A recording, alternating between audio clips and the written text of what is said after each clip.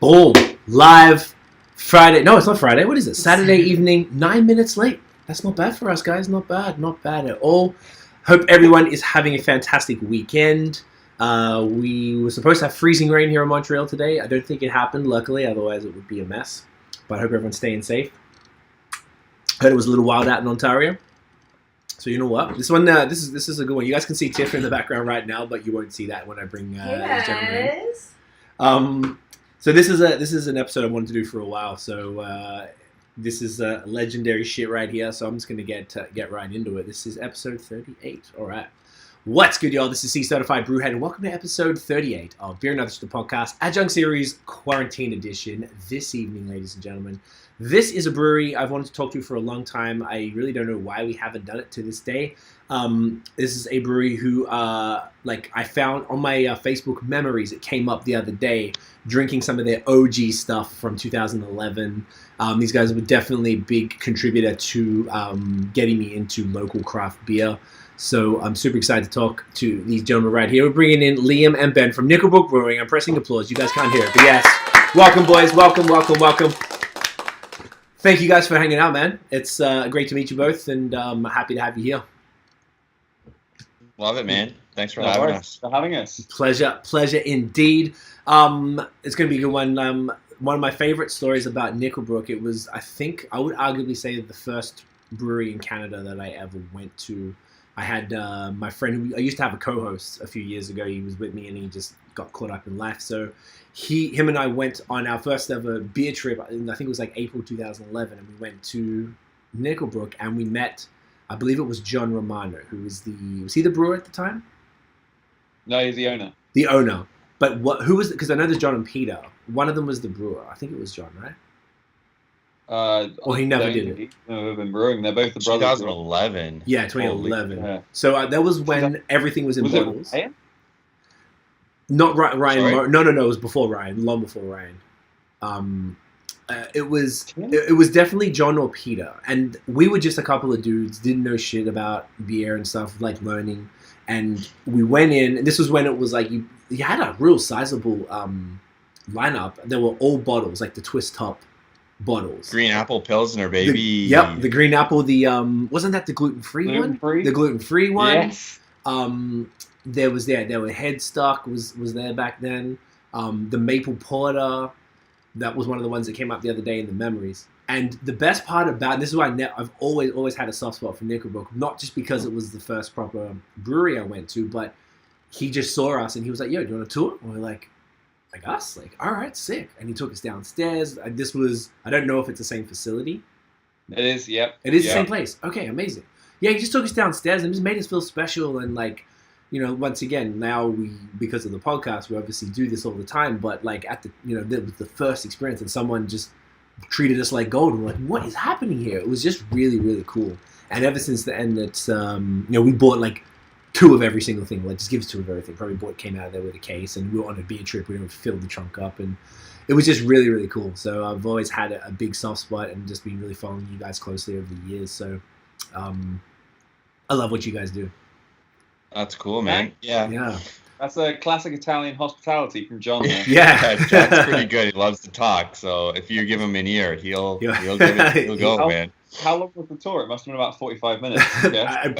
I wouldn't. 2 hours. Yeah, at minimum. Took the whole afternoon. We had to sleep there.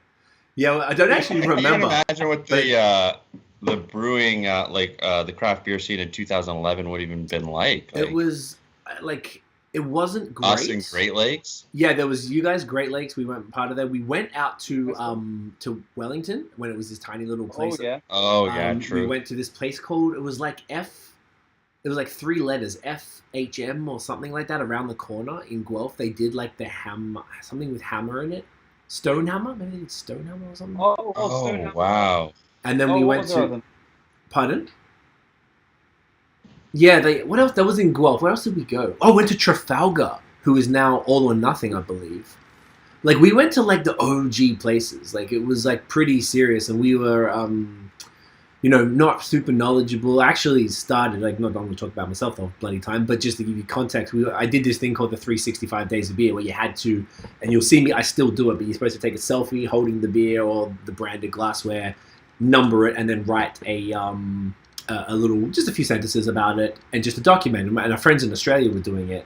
And this is my first Canadian winter. I moved September 2010, and this was like January 2011. I started it, and I was like, well, obviously there's not 300 beers in the world, so this is redundant, but let's do it. So we lived in Bloor and Ossington in Toronto, and we across the street from LCBO. So we'd go there, we just buy up all the European lagers, and I'm like, cool. Then you discover amber ales and blah blah blah. And the only other breweries there were you guys, Wellington, BAOS, I guess, yeah, Trafalgar, a few other things, Wellington, things like that. Maybe Muskoka back then, maybe. And Muskoka might have been around back then, yeah. So it would have been the old thing, I remember that. Oh yeah, all of it were old branding, which is why I wanted to touch on. Was Sawdust around yet? They came, I think it was 2015, if I'm not mistaken. Okay. I think, because I don't think they're that old, because they were contracting at first, and then they were a little down the track. They had like the OG Golden Beach, I think was one of the ones. Or they're like, total different branding. So Sawdust was another great example of a new brand as well. A bunch of Wellington did great. So all of those breweries at the time, it was all English focused, sort of nothing really exciting, but it was cool because that was all the stuff we could get in LCBO. Anyway, it was all, I was bored out of my brain of like macro European lagers. And then we started just, Innis and Gunn, I think, were there. That was kind of funky, stuff like that. So there wasn't a lot of representation available in LCBOs, and I guess you go to the beer store and they had even less of anything local. And it kind of like, oh, this is from here. Let's give it a crack. And like, bless you. It was just like a nice way to do it. So we're like, all right, fuck it, let's go on this little trip. And we ended up we went to Buffalo and did some stuff there as well. And we did like a whole 3-day thing and tried to go to as many places as possible. And it just happened to be that coming west from Toronto, Burlington was the first stop. So it was like right there, and then it was all the rest of them. So it was an interesting time, but definitely it's a whole new world. When did you both start at Nickel Brook? So I moved to Canada from the UK in 2015. Okay. I then did the Niagara College brewing course. Nice. And then around about my second semester, so I was a glorified home brewer. I lied. My dad homebrewed. I homebrewed at university because I was too cheap to afford alcohol. Made some amazing ciders that turned out to be about 11% and was pure rocket fuel. Tasted like petrol, but it got us fucked up and did the job, so we didn't spend any money on a night out. So went from that. Then went into working in bars, and then my girlfriend, who was Canadian, she her visa was running out and her master's had just finished, so she was like, let's move back to Canada. So I was like, what the fuck am I going to do in Canada? And go back to school, re-educate seemed like a good idea. So I went and did the Niagara College program. And then, so then like 8 months in, the head brewer at the time then, Mark Horsley, he needed like a helping hand to clean tanks, do cellaring work, do the bitch jobs that he was too busy to do kind of thing, clean, work weekends. And just, for me, for a student, it was all I fucking needed, right? It was a foot in the door in what is one of the most competitive industries, today. So that was, 8 months into a 2-year course. And then when I graduated, Nickel Brook and Collective was still sharing that facility in downtown Hamilton. And then when they split, I went back with Nickel Brook back to the Funk Lab. And then... Pat Howell very well. He's been on your podcast. Yes. When he moved to Blood Brothers, I took over as head brewer. Amazing. Okay, that's dope. Yeah, I know Mark as well. So that's you've worked with all those guys. That's a great little lineage of. I've worked under Morrow, Mark, Pat, and I couldn't have a better training group. Yeah, man. Like those dudes are all doing some exceptional, really, really incredible work. So it doesn't really get. Oh fuck! Look, I'm just sitting here with a closed can. By the way, are you both drinking this already? Yeah. God damn it! This is my fault. So guys. I'm like halfway through. I've been waiting since 11 o'clock to start drinking. So a.m. Why is this not focusing? God damn it! So this is a new beer, correct? We're gonna get to your story in a second. This is a new beer. Yeah. Yes. Yeah. Yeah. It's a one-off. It's a Ben, you can talk a little bit more about that. Yeah. Yeah. So one of my other brewer, Joe, recently just moved to Kingston. Okay. So we hired a new guy. He's called Alex. He's from Collective, or formerly of Collective. Now number 2, and this is his first release. Okay. And I thought I was your number 2. Hey. In my life, just not at work. Okay. Fair enough. And then Alex's creation was to try and do an East Coast, West Coast smash IPA. So, we've got our, East Coast hops with like West Coast malts, kind of still a bit more bitter than most juicy IPAs are, but still, heavily dry hopped and a juice bomb. Okay. And it's 6.5. Yeah. What do you got? Idaho 7. Nice. That's my fave. Eldorado, Zythos, and Magnum hops. Okay. Hell yeah. It's nice and... the bitterness, and then you got those New World hops for your juice bomb. I love it. Look at that branded glassware, mate. I'm not doing anything else. Better than me. What's on your glass, Ben? Yeah. It's a Minnesota Vikings glass. We won't tell the bosses. It's okay. My next 2 glasses. Minnesota Viking. Yo, tell them about your tattoo. No, I'm good. Okay. Are you sure? Let's wait a couple of beers in. That's okay. We got a big one coming up, so that'll kick it in. Oh, nice. This is super dry. Yeah, I love how bitter it is. Actually, I don't know. I miss a nice big IPA.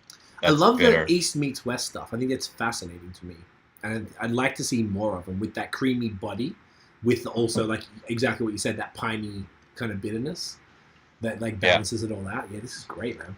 This is good. This is some solid stuff. This is like, so you guys are obviously doing a lot of LCBO SKUs, but this is like a brewery only. I mean, there's a UPC on it, but still brewery only release. Yeah. So a small bit did get sent out to Manitoba, I believe, because nice. We've got a good friend there who sells a lot of our beer. But 90% of it is sold in house, just at the brewery and on the online store, obviously. Of course. But yeah, it's for Alex, like to hype him up even more. The guy used to work at Collective, which, if everyone in the industry knows, is the Ryan Morris show, so you don't really get much creative input as a brewer there. Right. So to come out and deliver a bomb like that as his first commercial release, I'm very impressed with the work he's done. Yeah, that's great. How does that? So this is his. This was Alex's first commercial beer, like brew. So, like, meaning he'd never touched or never come up with the recipe for a full scale. Yeah. Yeah. Okay. So I mean, that's going to be a challenging thing to do, I would imagine. I think he was more nervous than challenging. Like, he picked the he knew what he wanted to do from the beginning. He was very confident in that. Okay. And the only real advice he was asking for is whether he thought the hops would go well together. And they're all money hops, in my opinion. Yeah. You can't go wrong. No. Like, I think he meant expensive, but yes. Like, the questions he was worried about was things like, am I spending too much? And I was like, no, we're going to charge $5 a can for it, bud. Don't worry what can spend as much as you want. It's all good. It's on John. Exactly. It's his problem.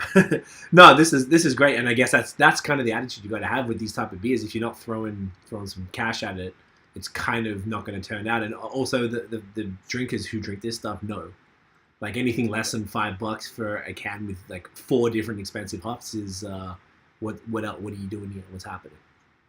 Mm-hmm. Something's wrong. It sounds depressing that, like, in 5 years it's gone from like $3 a can to $5 a can for a beer, but the quality has improved across the board, across the province and Quebec too. So you put your money where the quality is. Not a question, and the drinkers are well aware of that for sure. I feel like people, even more than $5, I feel like is on the lower scale. I feel like most people be paying $7.50, even $8 for a can of haze these days. Oh, not in Ontario. Southern Ontario, $5 six tops. Even brewery direct, like ones that aren't distributed. Oh, that's a good point. You know what I mean? Because there's a few spots, here in Montreal, and I know of some in Ontario as well that would be charging, $7. Who are the hype bros from just outside Gatineau? Is it Brasserie? Bar Canada. Brasserie du Bar Canada. Bar Canada were the haze gods of Quebec. But since you're coming here next week, if you want, dude, I'll tell you all the spots. I'll link you with. Quebec is insane right now. I know we're here to talk about Nickel Brook, but I'll give you all the spots if you're going along the way, because it's not just Bar Canada. There's Sankey and Baron, which are like 5th Baron. They're my fave, like MVPs of 2020. Yeah. Sir John in Lachute, Massorum here, obviously. Brewski, insane. Smoothie game is ridiculous. Yeah, there's a lot happening, and you're only up in Tremblant, so you're in that little circle. It won't be too much of a thing if you just like, let me just drop in real quick, Yeah. You need some after the ski fields and stuff. Ben, we got to do a tour of Quebec, man. Oh, Yeah. you guys should. I want Nickel Brook time. Well, Yeah, I feel. Yeah, they could do it. I feel like there's. I know the Craig, can we importer. crash? Say less. Let's go. Do it. Fuck a pandemic. Don't worry about it. I called dibs on that couch. Yeah, it's pretty comfy. comfy. It's actually a sofa Comfy as bed. hell. Yeah, it's not too Oh, bad. perfect. Yeah, You this can cover. fits too comfortably. Don't worry. You can you can go bum to bum. It's easy. It's no problems. I'm a they- smuggler. I feel like you're a little spoon, and that's a compliment. That's a compliment. Little spoon. No one wants to admit it. No one wants to admit it at all. But there's I know the importer who brings you guys out to the SAQ here. So there's definitely a thirst for what you guys do, particularly the barrel program. Obviously, they're not going to be able to bring in this type of stuff because of the ridiculous interprovincial laws that have to sit in the SAQ warehouses for 12 weeks, I believe it is, which is obscene. Yeah. But I know you can get the Cafe del Bastardo, Kentucky. I think they had winey in there, and people use Yeah, all wine of there. our barrel age, I'm pretty sure, is over there. Like it's Oh, like you build the barrel out there too. They're amazing. which one? UP7, not to lead into it already, but Yes. the barrel sour stuff would be happy to sit for 12 weeks in a warehouse. It doesn't need to be fridge cold. So Yeah. So I for don't. those people. He might even too. bring them in. It's called is it Pivot or the other one? Yeah, Importation Pivot, Pivot.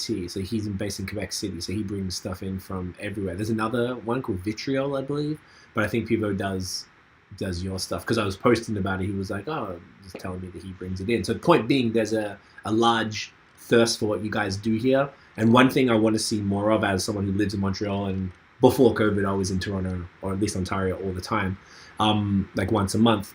I don't feel like there's a lot of that collaboration that I'd like to see more of.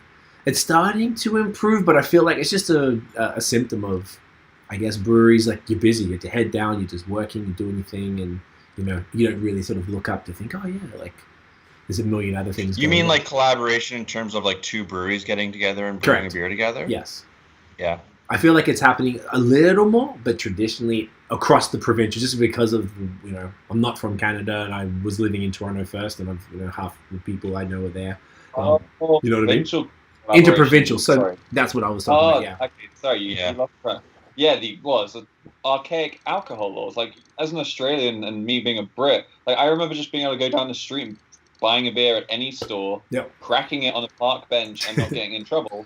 And yet, you can't even do that here. And what's the rule in Quebec? You have to be having a picnic to open a picnic, which is not. We used to just bring an unopened packet of chips, and then we had a homeless guy one time be like, "Dude, you can't do that. Like, you got to open it at least." I'm like, "Oh, okay." So now we try and bring a little platter of cheeses and a baguette or some crap, and in the summer it's great. We're next to the mountain here, so you just go to the park and bring some beers and stuff, and no one really bothers you. They're pretty cool about it. Well, I mean, to touch on your collaboration, what I've been noticing a lot lately is breweries actually starting to sell beers from other breweries. Yes, because of they're selling out so quick. Yeah. Yeah. Did you guys do that? It's amazing. I love it. I wish we could do it. You couldn't. You need a it's a different. Is it a tied house license? It's a specific sort of a license you get from the AGCO. Gotcha. But I see like Collective doing it, and I see Dominion doing it. It's a bit of fun too, and it drives business into your retail space as well, right? So it not only does it bring people coming to get beers that they probably couldn't normally get easily accessible. I mean, most breweries now are doing Ontario-wide shipping, so it's not that hard to get beers, but like maybe I would go to Nickel Brook and get like a beer from a brewery I couldn't easily get. But I'm also going to buy Nickel Brook beer while I'm there as well, right? So it's cool. I love it. I love the collaboration of that kind of stuff too. Yeah, that's super fun. I noticed Dominion was doing that because I think they were obviously a lot smaller scale than you guys, so they were being tapped out pretty quick. Big time. Yeah. And so they were bringing in Willibald and Barncat and like Godspeed and stuff that wasn't really present. And a lot of those ones didn't even have online stores at the time. I think a bunch of them still don't. And that's something that we don't have here at all in Quebec. Like, no brewer is not allowed. There was a law that passed yesterday, and I got to look into it. And I think all it meant was that you can sell the cans on premise if you're a brew pub now, which you couldn't. You still can't do. So you can go to pretty much any brewery here. If it might be similar to that Tied House license, where if it's like Judas CL is like a brew pub where they serve food. Yep. You can drink everything there, but then you got to go to the depanneur across the street to buy their beer. So I think, weird. Yeah, I think this now, I got to look into it, but I think it means they can finally do that. But my friend owns a brewery down on right up to Ottawa on the river there. I want to call it River Ottawa, but I know that's not the correct name. Yeah. What's it called? It's called Brasserie à la Derive. I'm going to say that terribly. Say that again. Was it à la Derive? Yes. À la Derive, yeah. I just got some of their beers today, actually. Yeah, they're great. Yeah. JF, I used to live with him at the college when I was at college in St. Catherine. Did the program too, who I'm seeing on Thursday. But yeah, he has only just been able to get his license to sell his cans like from their own pub recently because they contract brew somewhere else. At Gallicus, Yeah. So that's Sammy. So they do some good stuff. I didn't know they had. So à la Derive has a space, but they contract their. Yeah. Okay, I didn't know that. So that whole region is blowing up. I know we're going to talk more about Nickel Brook, but that whole region is fire. Gatineau is like out of control right now. So there's a whole. If you're going there anyway, there's like 3-4 spots in that area that's very very change. It's really strange why that region of all places is killing it, but to not digress too much further, Liam, tell us about your beer history. Sorry, boys, we're all like zipping. My history isn't as romantic as Ben's. It's okay, we'll take it. I have I've just been in marketing for years and years and years, working for some pretty big companies, and I was always a home brewer and always a pretty big craft beer nerd. So I was always had one sort of toe in the scene, always poking around. And I don't actually even know how I started talking with John, to be perfectly honest. I was probably just, John kind of walks up and talks to anyone and everyone in that place, as you were mentioning, Craig. So, it probably just, I was in there probably doing something, buying beer, obviously, because I was a huge headstock guy. Okay. And I think John and I just started talking, and one thing led to another, and I ended up working in the events part of the marketing team, which is a whole other bag in itself. So obviously there's no events anymore.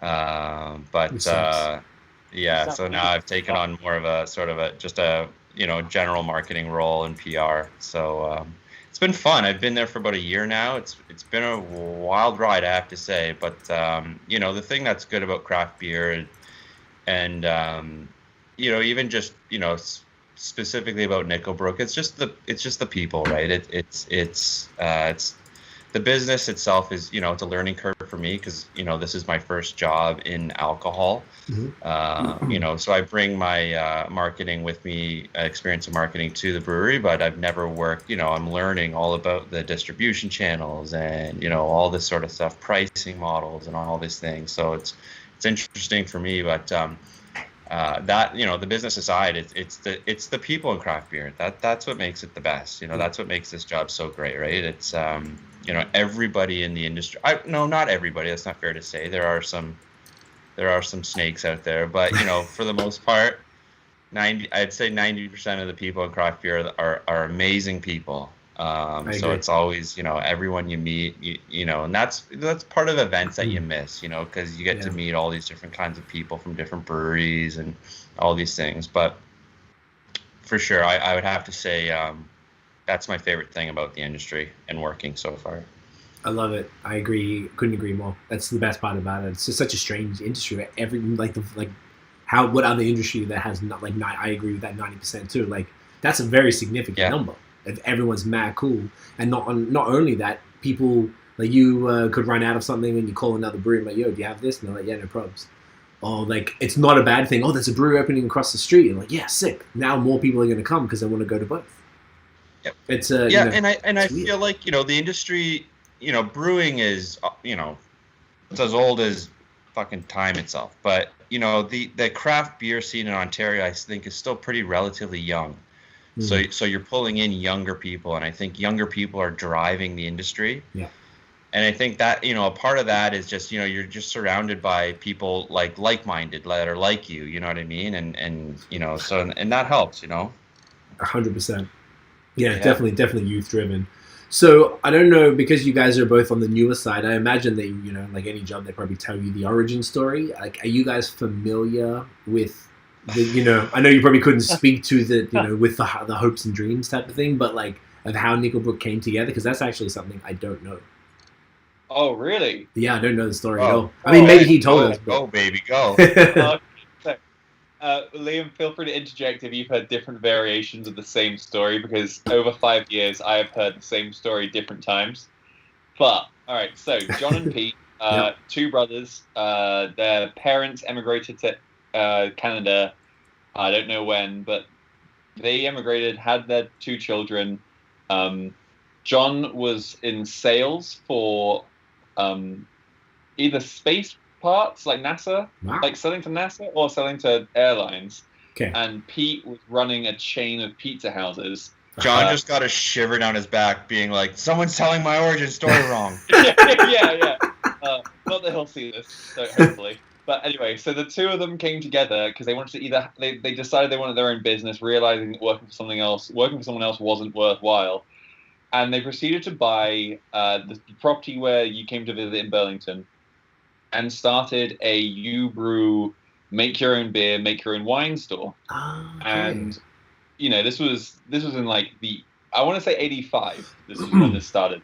Oh wow. Okay. And it was like crazy busy. Like they were still getting the same customers from 85 calling up, being like, "Do you still sell wine?" So it's still popular. But anyway, okay. So that all happened, and then this was definitely before your time if you came to Canada in 2010. Yes. But there was the Buck of Beer trend where like Lakeport, Molson, and the big boys realizing that. That's where Collective brews out of now. Fun fact. Collective brews out of Lakeport. Lakeport, that's what it was. Yes, I heard that. Okay. The Buck of Beer craze came in, which completely killed the U-Brew stores because, as you can imagine, macro breweries can make dollar bottles of beer better than the U-Brew. John. Yeah. So John had all this equipment and then proceeded to be like, well, why don't we just become a brewery?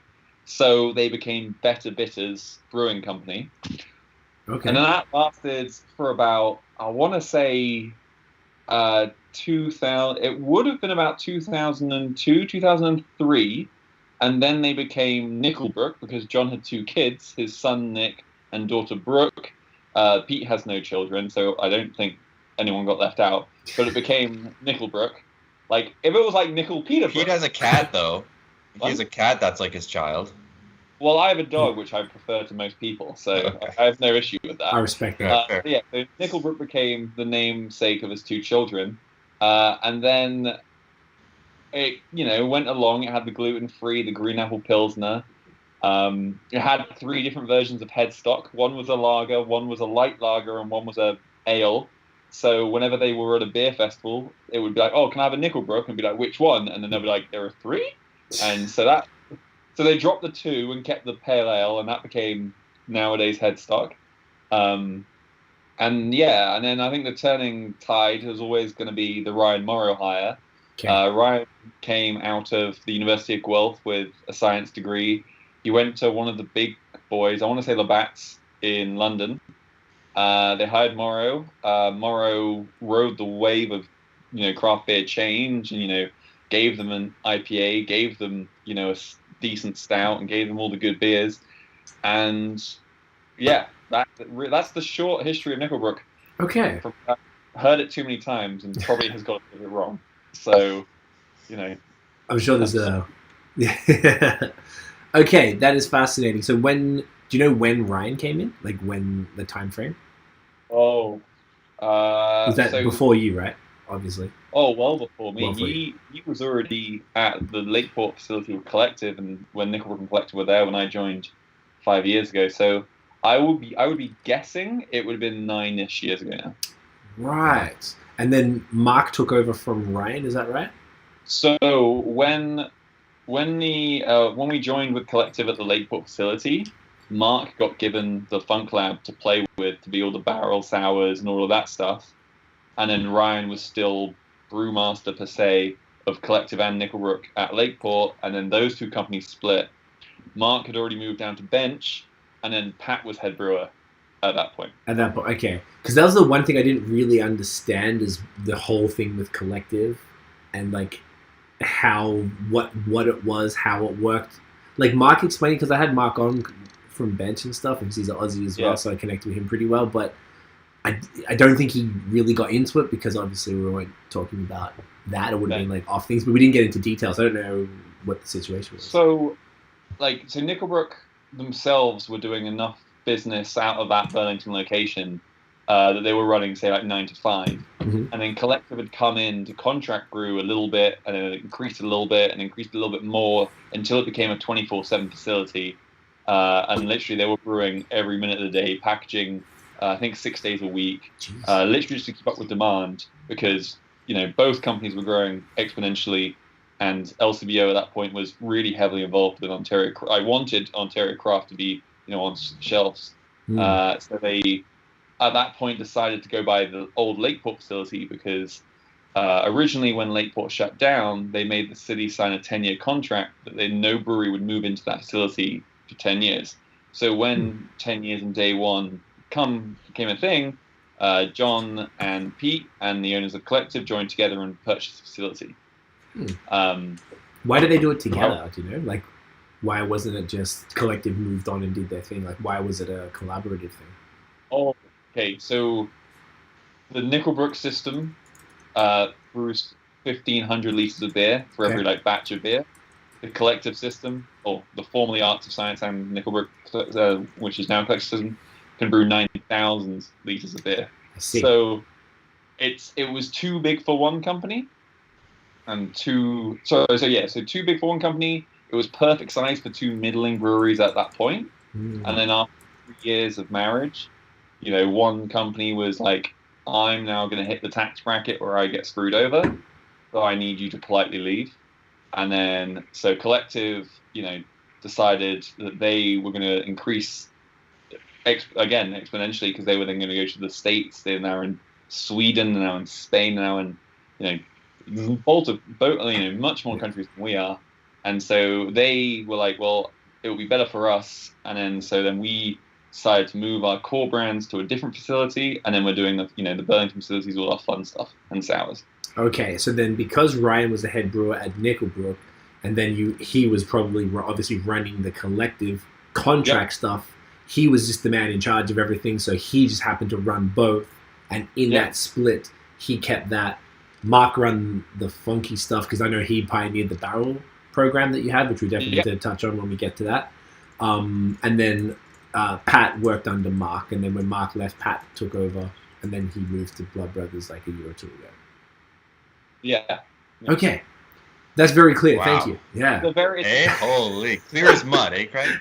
It's a spider so clear. And I'm at clear the as this. All the way everyone leaves, and I'm at the top. And there you go. Like, yeah, that's right. Last man standing. What's up? Oh, my God. I love it. The fly that survived, and all the spiders have died. So you got to do, bro. That's how you got to win. It's going to be the last one. Is there, I don't know if this is taking it too far, but is it everything, like it's all love? It was like a happy split? It wasn't any, I hadn't heard otherwise, but I imagine it was like a, amicable. Yeah, it's all good? Yeah. Okay, good. Like every divorce, everyone's grumpy for a bit, and then everyone realizes they're being children. Now everything's fine. And everything's good. Okay, sick. Okay, that's good. That's fascinating. So then, I didn't know you have 2 facilities. Yeah. Oh, okay. We have one facility, and then we brew out of, I'm not sure what I'm supposed to say, but fuck it, no one's going to be paying attention.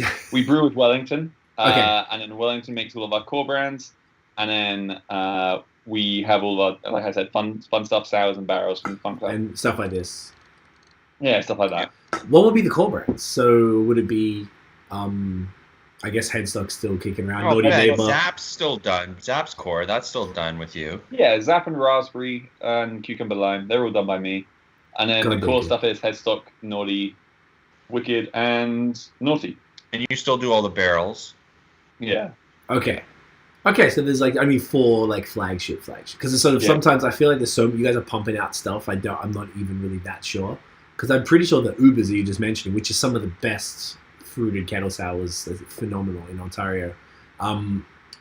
They weren't a flagship. They were just kind of like fun randoms, and I guess they got so popular that you just like keeping them coming. Is that right? Yeah. It's one of those like things where whenever I've got time to do something fun, fit it in.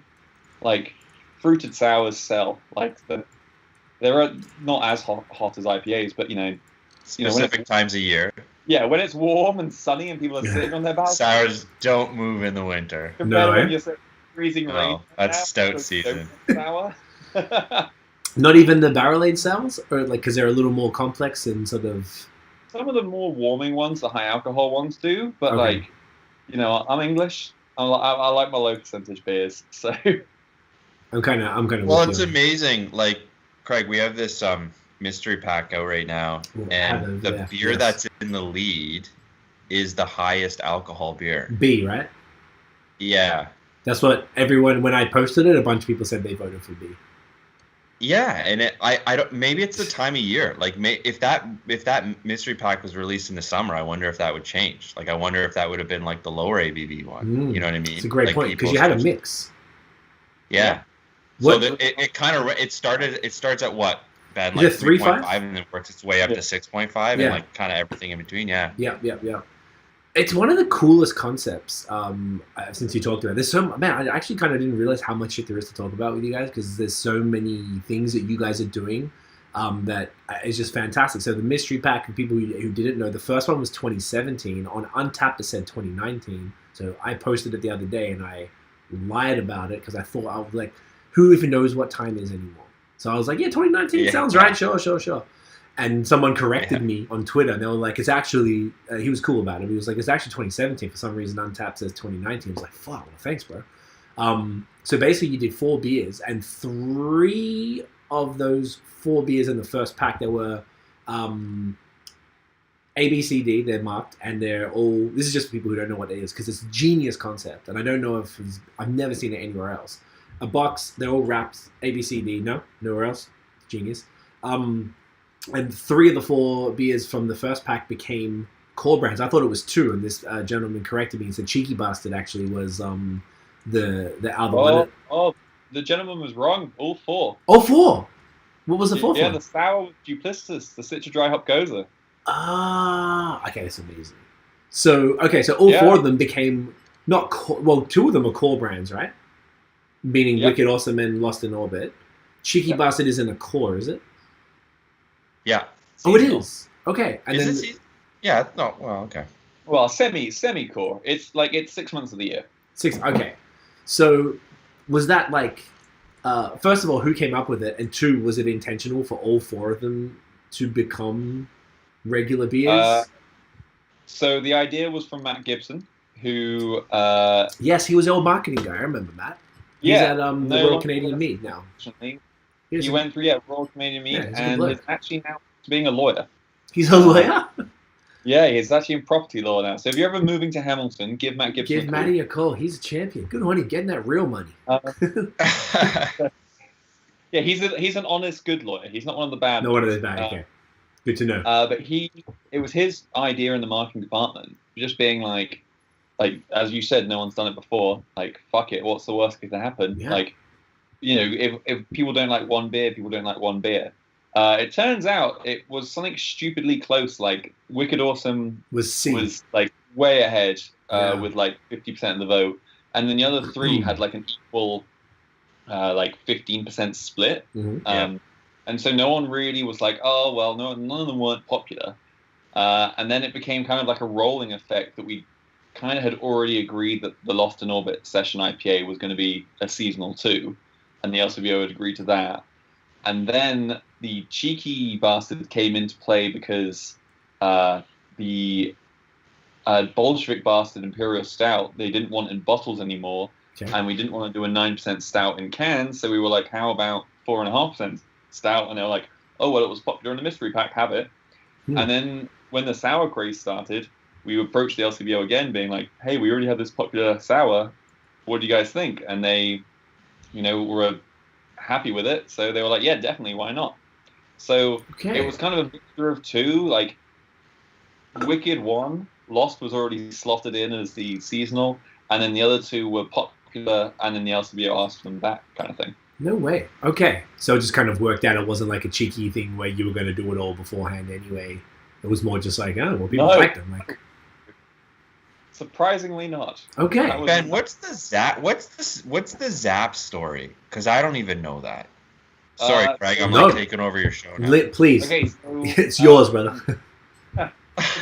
You're in charge tonight. The sales were dropping, and Raspberry Uber was still high. Okay. And they were like, oh, can you guys do a new sour that would be good? And so we had recently done a one-off, one of like the Funk Lab releases that was a sour IPA that it was good and it was well received, but then it was, I can't remember, it was just either strong or weak, and they wanted something a bit more like middly percentage, like 5 and a bit. Oh. So I had just taken over for Pat, and the first job I was given was, hey, we're going to put a sour in the LCBO and it's going to have your name on it. And I was like, what? And they're like, yeah, come on, create a recipe. We're gonna put it in the spring. So fresh, just taking over, not any management experience or barely any recipe experience. They're like, come on, hurry it up. Make it happen. And so, yeah. So my first LCBO release was Zap. And I can tell you now, I was bricking it. And then it ended up winning a couple of awards, so it must be some people like it at least. That's amazing. The variant with is it blackcurrant and guava?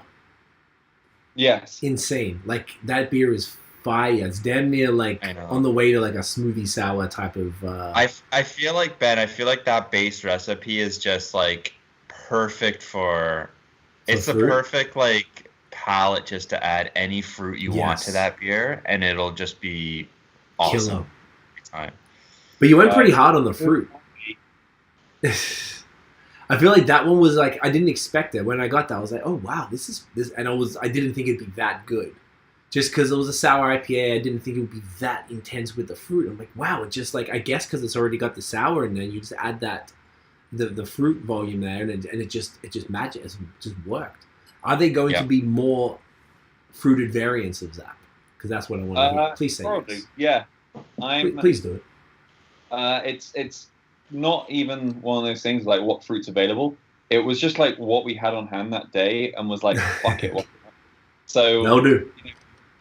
People always do like the easy one, not easy. I don't want to throw anyone under the bus, but like everyone does like mango and peach, or like pineapple and something. Passion fruit. Yeah, passion. The basic ones like blackcurrant and guava, that shouldn't go together. No. Like it was one of those days that we were just like, what's the worst that could happen? I like guava. I love blackcurrants. Zap's already a good beer. Fuck it. Like worst case scenario, we'll shove in an extra big dry hop so it just tastes even fruity or citrusy. Yeah. That will fix it. And it was one of those things where we were like, holy shit, this is good, and we didn't fuck up for it. But that's like the blackberry and mint, right? Like, you put mint on something and everyone goes, oh my god, you immediately think like, well, too much mint, right? You're at the point where you might be drinking toothpaste or something, right? But that one was beautiful, man. Like that was. I can thank that one to cocktail bartending, because the Bombay Bramble is gin, blackberries, and mint. So you're just like, some soda water. So you're like, oh, that's fucking perfect. Yeah. Food itself is not that it's a bit lemony, but like not exactly overpowering in flavor.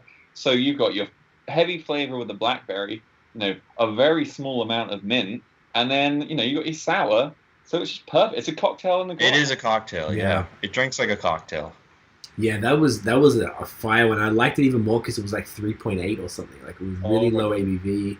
I didn't expect it because it was one of the first beers I can remember that Proactive that had mint, and I was looking. I was like, blackberry mint. What? Like, all right, sure. The rest of Ubers, there hasn't been a miss, so I'm like, fine, let's go. And I was like, yo. And I think British heritage comes through in his low ABV brewing. Right, it's where you shine. They're all of his Funk Lab IPAs are like under 4%. Look at him snicker. He loves it. He's like, yeah, that's right. I love it. Jeff Blackwood just said, "Quality content, fellas. Cheers, Jeff. It's all Liam and Ben right here.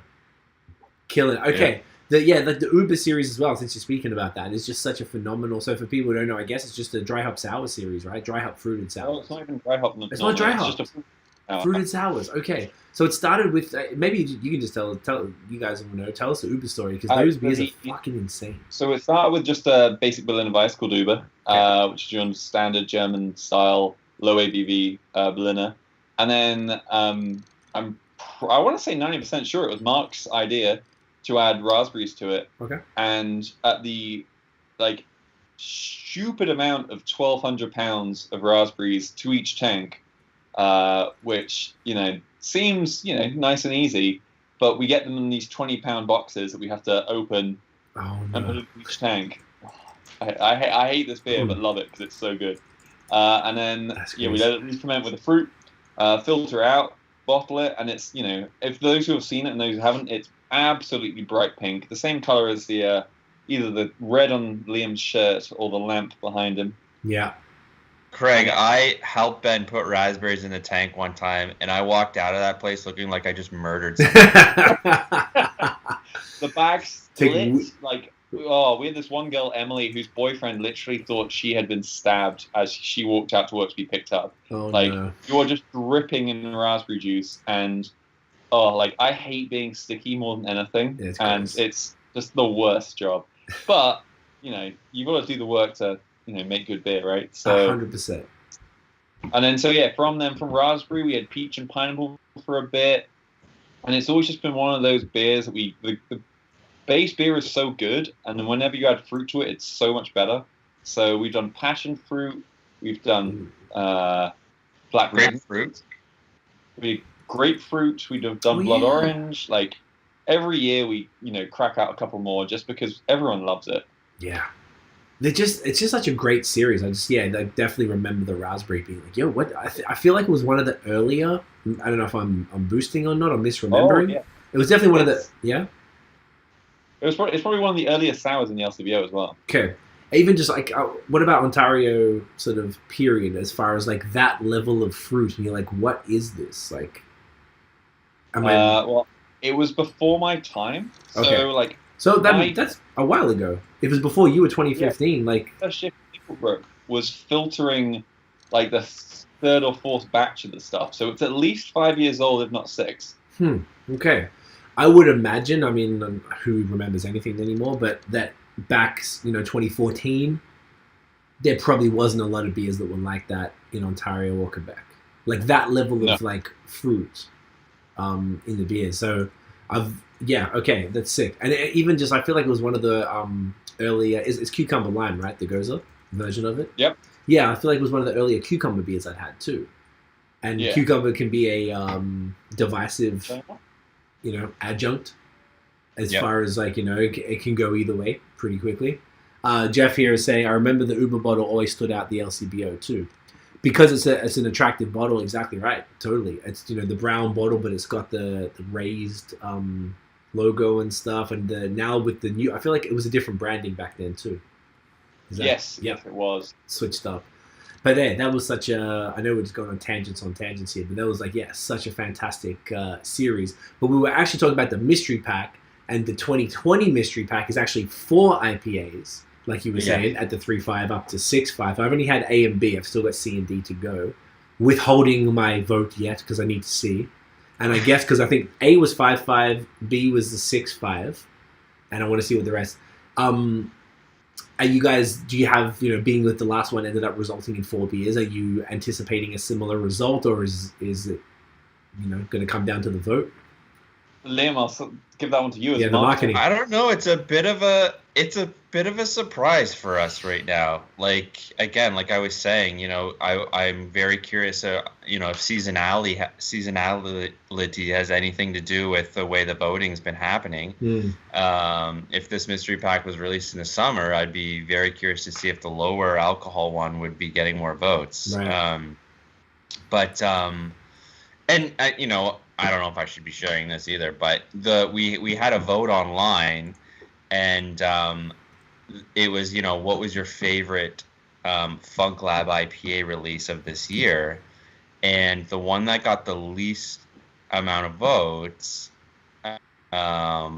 is the one that's, winning in the, I mean, you obviously wouldn't be able to know what those beers are because they're mystery beers, but, it's the one that, people were said they didn't like the most is the one that's leading in the mystery pack. So it's amazing, just the perception of, like what can art can do, all these things, lead to people's, perception of how the beer tastes. It's amazing. Why did you guys bring it back? Because it's fun. Hell yeah. Why did it take 3 years? It's interactive, right? It's a way for people to be, get involved with, craft beer. It's a way for us to reach out and be like, hey, like, let's have some fun.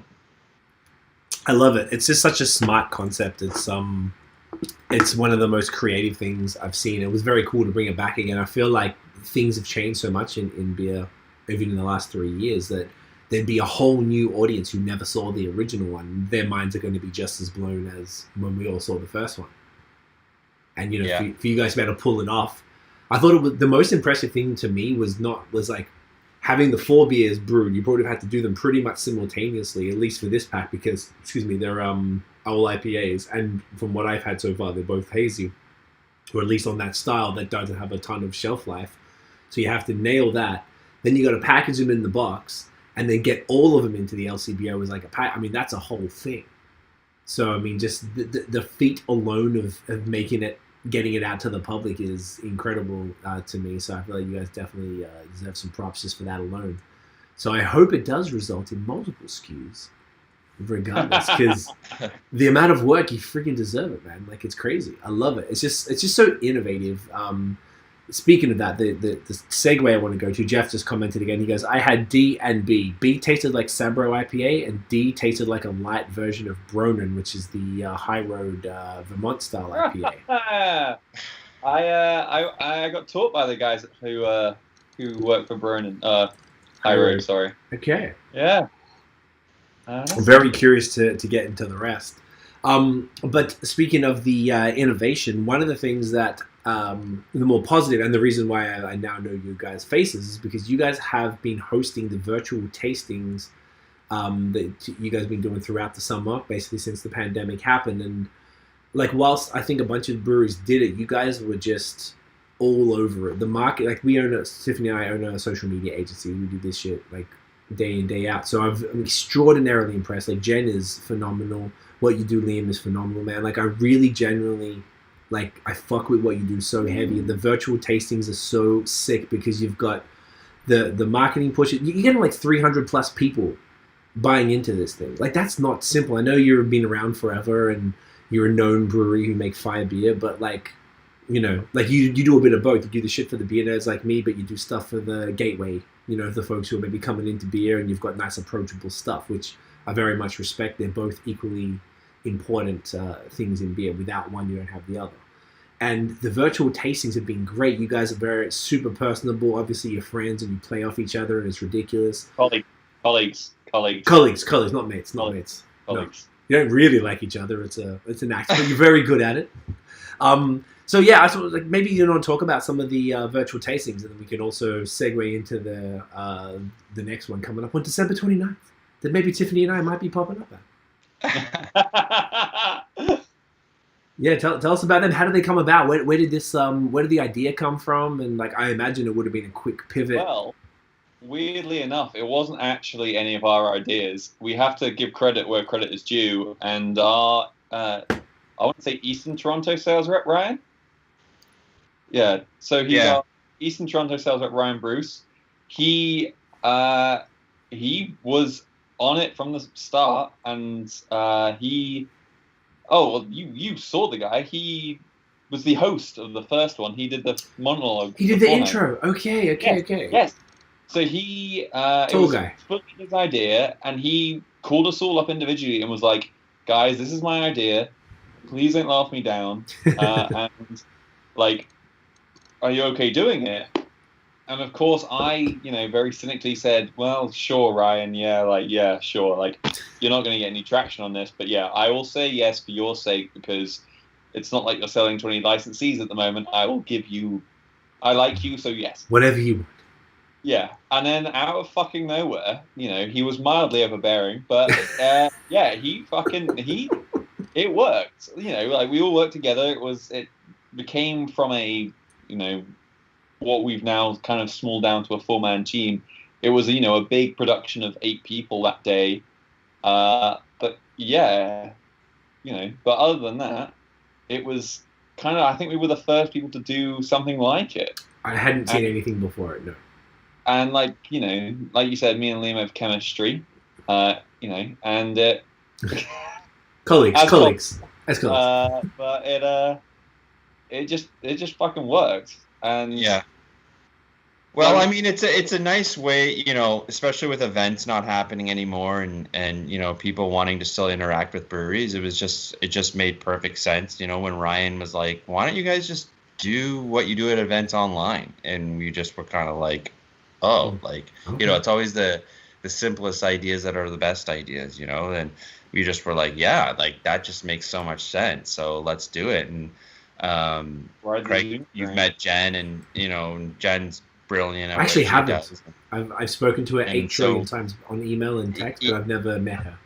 Yeah, well, I mean, hopefully you get to meet her soon, because she's lovely. So, I mean, Jen and I sort of sat down and said, okay, I mean, let's take this concept and really just sort of blow it out of the water. And so we did our first couple of virtual tastings, and the response we got was, above and beyond what we expected it to be.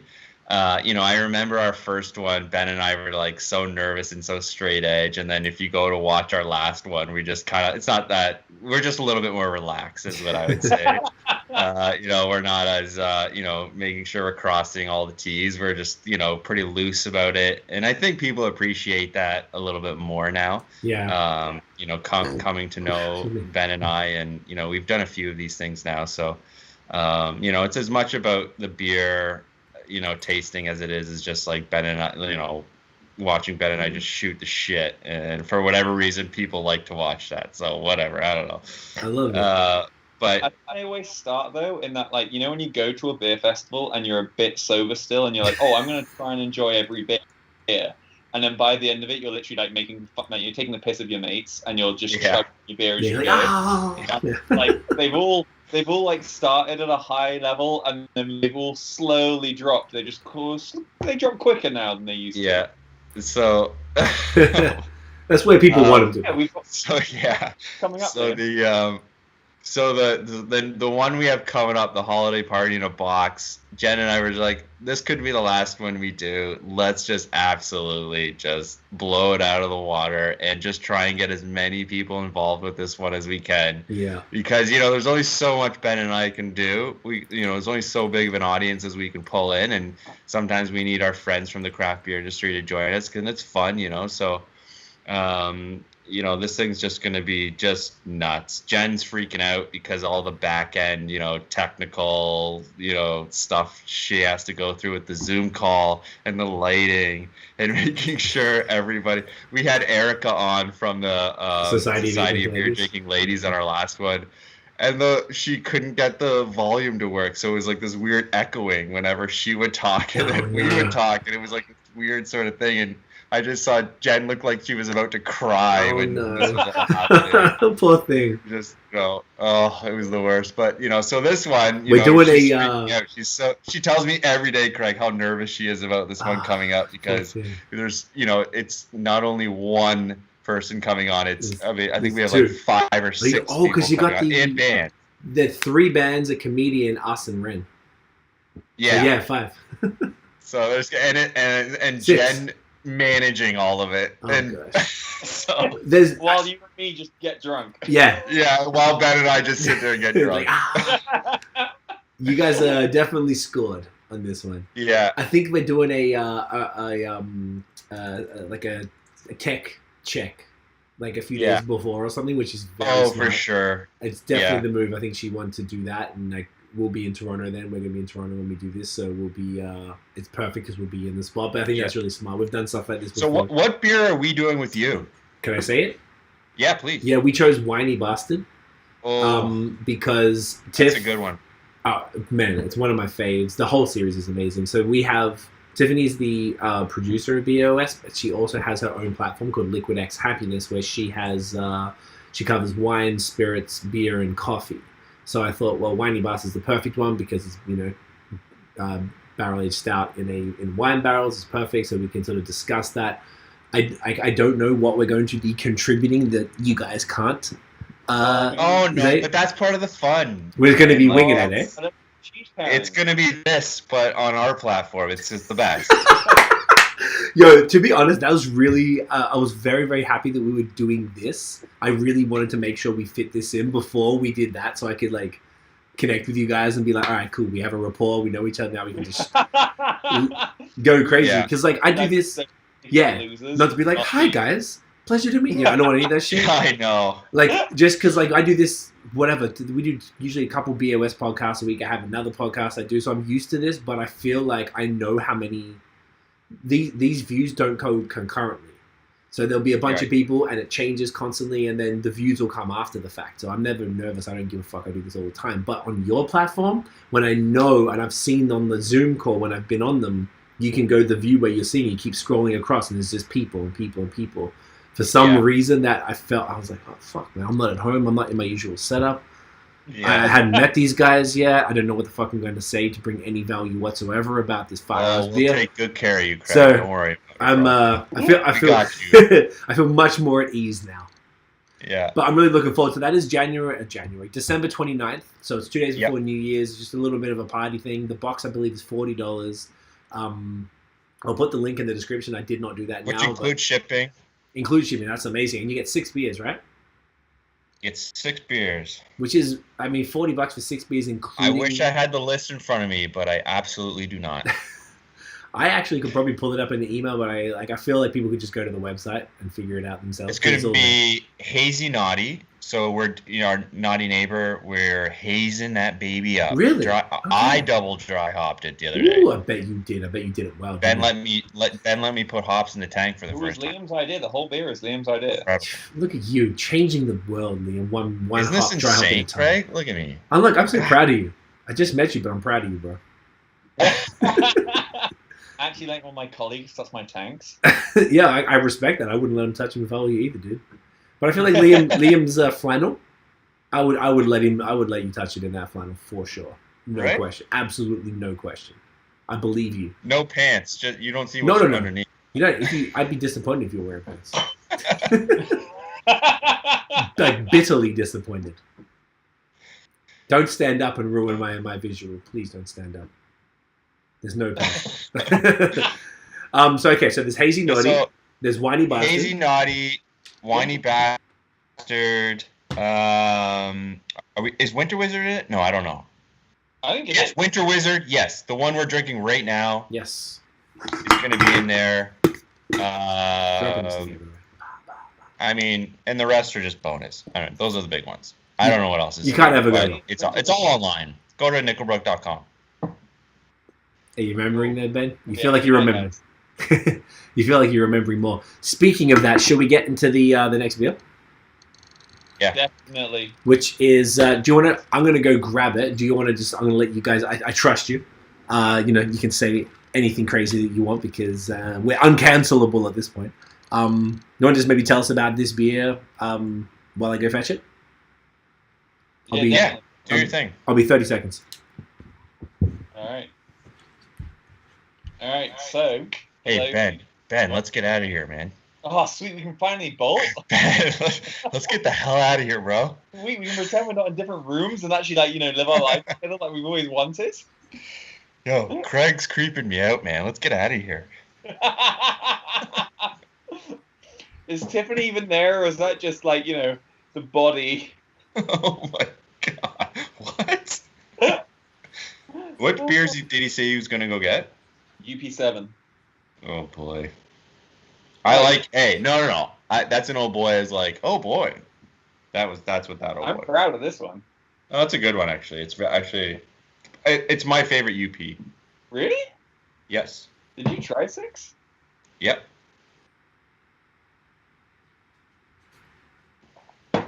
But with 6 won awards, remember? 6 okay. 6. What I miss? Just talking shit about you, man. Sick. No problem. I would talk shit about me too. All right. So, long story short. No, we were talking about the UP series, and I said to him, "This one's my favorite." Okay. Because I don't know why. This one my palate is on board with this one more than the other one. I found the other one to be a bit like red wine vinegary. Oh, like a Flanders red. That. Red wine vinegar is the best thing. Yeah, Woo! see, some people love that. Wow. So this one is just a bunch of golden sour barrels, which were it was a mixture actually. So some were in Chardonnay, and some were in gin barrels. Which the best thing I've ever seen is they were these huge 2.5 liter wood barrels. Okay. Which they wouldn't tell us which distillery they were from. But they were the best smelling barrels of my life. Okay. Like, just imagine all those like gin botanicals. But the only issue was when we got the barrels, we were told they were coming for a morning delivery. Okay. And they didn't come until like 5 o'clock. So we put them in place to be filled. Yep. Yeah. Then we proceeded not to fill them till the following morning. But I proceeded to go out for a friend's birthday that evening. So came to work a little bit under the weather. And then had to fill these gin barrels. Hungover. Well, no, I was. Just say it like it is. Yeah, I was rather hungover. And then as I came to fill these barrels, as you can imagine, as you're adding liquid to a barrel, the aroma is coming out of the barrel, and it was pure gin. And I was pale faced and like heavy eyed, and just getting this like stench of gin in my.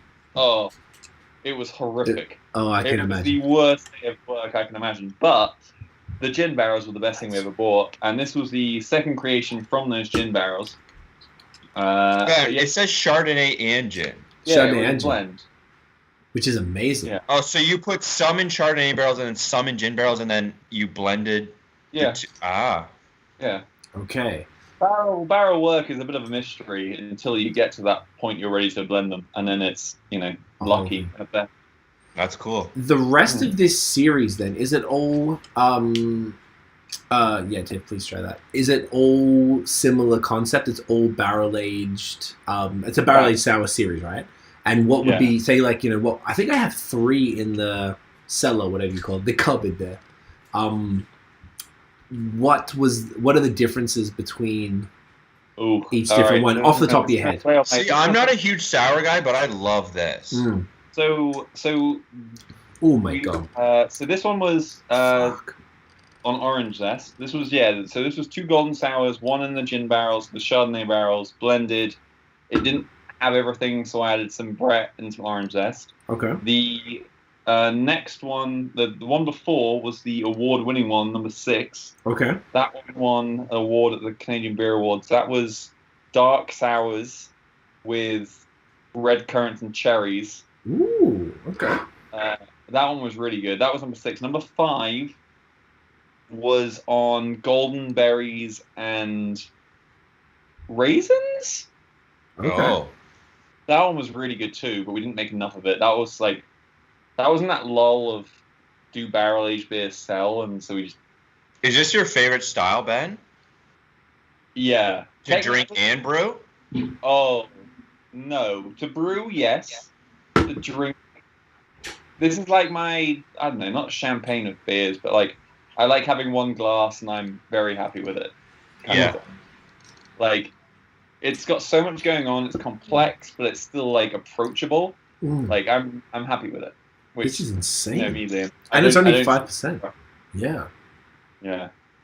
You're 100% right. Like it's super complex with being extraordinarily approachable, as well as not being too boozy. And I also appreciate the lack of teeth enamel removing acidity, which can be fun, but I feel like it's nice to have a little more restrained acid profile, which is great. I love that it's Chardonnay and gin, just two fantastic sort of complementary, the buttery Chard and then like the botanicals of the gin with the orange to add the citrus little burst, make it fresh. It's cool that it's a golden sour. I didn't know all of them weren't golden sours, so that's even more fun. Dude, this is crazy. I really like this. Yeah. Like, so there's a very good brewery in Toronto who I won't name and shame, but the running joke is they have too many things going on with their beers. Okay. And I will fully admit that this is me just being like, what? There's no thing just one barrel. Let's add 2 different types of barrels, and then add 2 different types of beer, and then add more fruit, and then just bottle it. Just do everything we can to it. Why not? But the results are in, and holy. Yeah. This is like really great. This is fantastic. Like your barrel program, guys, is fantastic. Is a really fantastic thing. So maybe since we're talking about this, let's touch on the barrel program itself. So obviously you've got the sours, you've got the stouts. Like, how old is the barrel program? Do you know like sort of how that all came about? So it was a couple of years before me. So again, so I've obviously been at Nickel Brook for 5 years. If I remember correctly, the original OG barrel beer was Kentucky Bastard. Okay.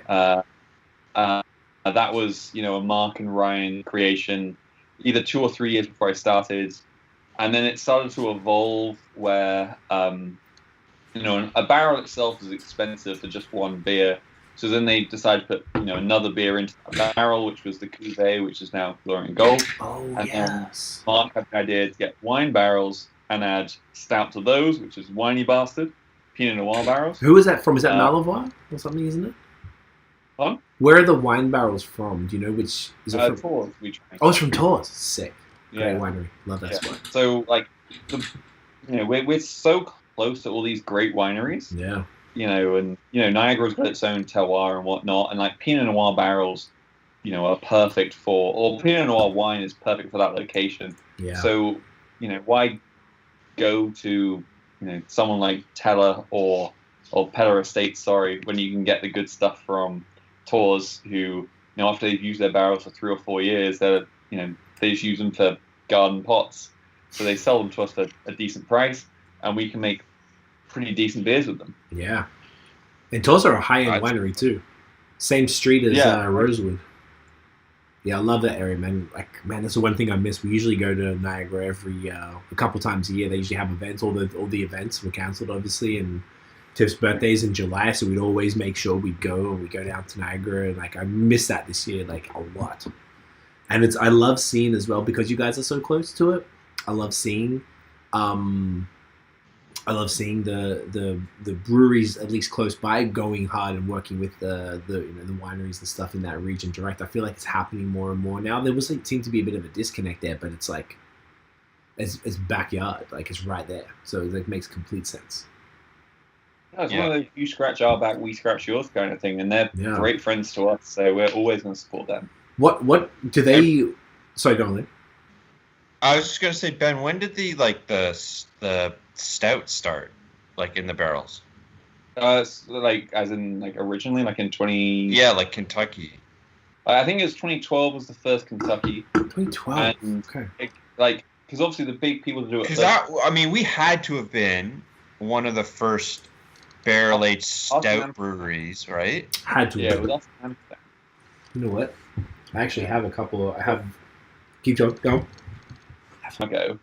I want to say in 2010, before Goosan bought out my ABN. Right. But so then it went. Is that 2014? 2014. So yeah. Oh my god! What's the percentage of that one? It's got to be up there. 14. 10. It says 10. Oh, 10. That's like. Yeah, 10. Like all imperial stouts. All of them are 11.9% exactly. Yeah. Yeah. Nailed it. So when Goose Island started their barrel program, it kind of just like moved across the Great Lakes because then founders started doing it. We can't talk about that. I'm pretty sure it was Mark's idea. Right. And then so Mark approached John, and they bought barrels from Kentucky. And this was when like whiskey barrels weren't as available as they are now for brewers. So they were probably forking over 250 American for a 200-liter barrel, and then you had to sell that beer for a decent markup, right? Thankfully now barrels have gone down a bit in price, so barrel-aged beers are more popular and everyone's doing it. But yeah, Mark and Ryan were, along with the guys from Amsterdam, probably the first people to do it in Ontario. Interesting. Ben, isn't there a story? Didn't you tell me a story about how one of the barrels you guys were making, like there's some of the residuals from like the ash of the barrels you guys were like filtering? Oh, okay. So the Kentucky that was originally 14.5%. It must be the 2015 stuff. Okay. So they got the barrels and they were emptied the 2 days before, got put onto the truck, and got shipped or driven to Ontario. So they got them, put them down, and like the guys who were doing it, this was before my time, so this is not my story. They were lifting the barrels off the truck and were like, these are fucking heavy. Like, what the fuck's going on? So after they uncapped them and looked inside, there was a solid like 6 inches of whiskey still in all of these barrels. So they were literally like, realistically, when you buy a barrel as a brewer, you want it to be wet in the way that the wood, as you touch it under the bunghole, is wet. You don't want it to have like that much whiskey in it, because then your beer is going to go from 10 to like 14.5. So they started to roll these barrels over into a pitcher with a cheesecloth and have a bunch of whiskey, and then so they filtered it through a coffee strainer too, and they took all these bottles of whiskey home because it was, I'm not going to name names, Buffalo Trace, whiskey. And they just had bottles of the stuff because every barrel, and they ordered like 60-ish barrels. All of them had, again, like 6 inches, like to 8 inches of liquid at the bottom of each barrel. Was it like foolproof? I guess because it wasn't mixed, so it would have been like barrel proof. Yeah. So it was. You could have made a Molotov cocktail out of this liquid. Fuck. Like that's a whole other game. That's amazing. How did you get to taste it? No, this is before my time. So this is just one of those legendary Nickel Brook stories. Yeah, and honestly, you wouldn't be surprised if there were probably still bottles of that lying around. Not even bottles, probably like growler fills of whiskey. Isn't that hilarious? It just sounds gross. Yeah. No, that's pretty rare. I don't think that would happen every day, but that would explain the 14%. Realize what they were doing wrong and now emptying their barrels properly. Yeah, I imagine. Yeah. So actually, since you guys are right here, so I got the 2014. I tried this. My brother bought it in the year. This is the year before we started the podcast. So I remember he had it. I remember where I was when we would home brewing when we drank it, and I had this one. I was like, well, I tried it. Might as well hang on to it. I've got the 2017. I think I got 2019 and 2020. So I wanted to do some sort of a mini vertical. But would this be like soy sauce by now, or is this? No, pretty good. No, thankfully not. Unless you kept it beside the radiator. No, it's in a cabinet under the television, like nice and dark room temperature. But it's not like where it should be because I'm in a small apartment. But it's not by a radiator. It'd be good. Okay. It's 4.5%. It's got a wax seal. It's not oxidized. You'll be fine. Yeah, I've kept them pretty nice, and I've because I've really enjoyed it. And like this is just such a fantastic series with all of them across the board. I just have, one of those things, you just hang on to it, and then all of a sudden it's 2020. Like, oh, this is nearly 7 years old now. Like, fuck, that's awesome. It's probably the oldest one I have. Oldest beer. Like, I haven't really kept things around intentionally for that long. But have you guys done a vertical with, I imagine, obviously, every brewery keeps a stash of everything. So have you guys been able to do like a...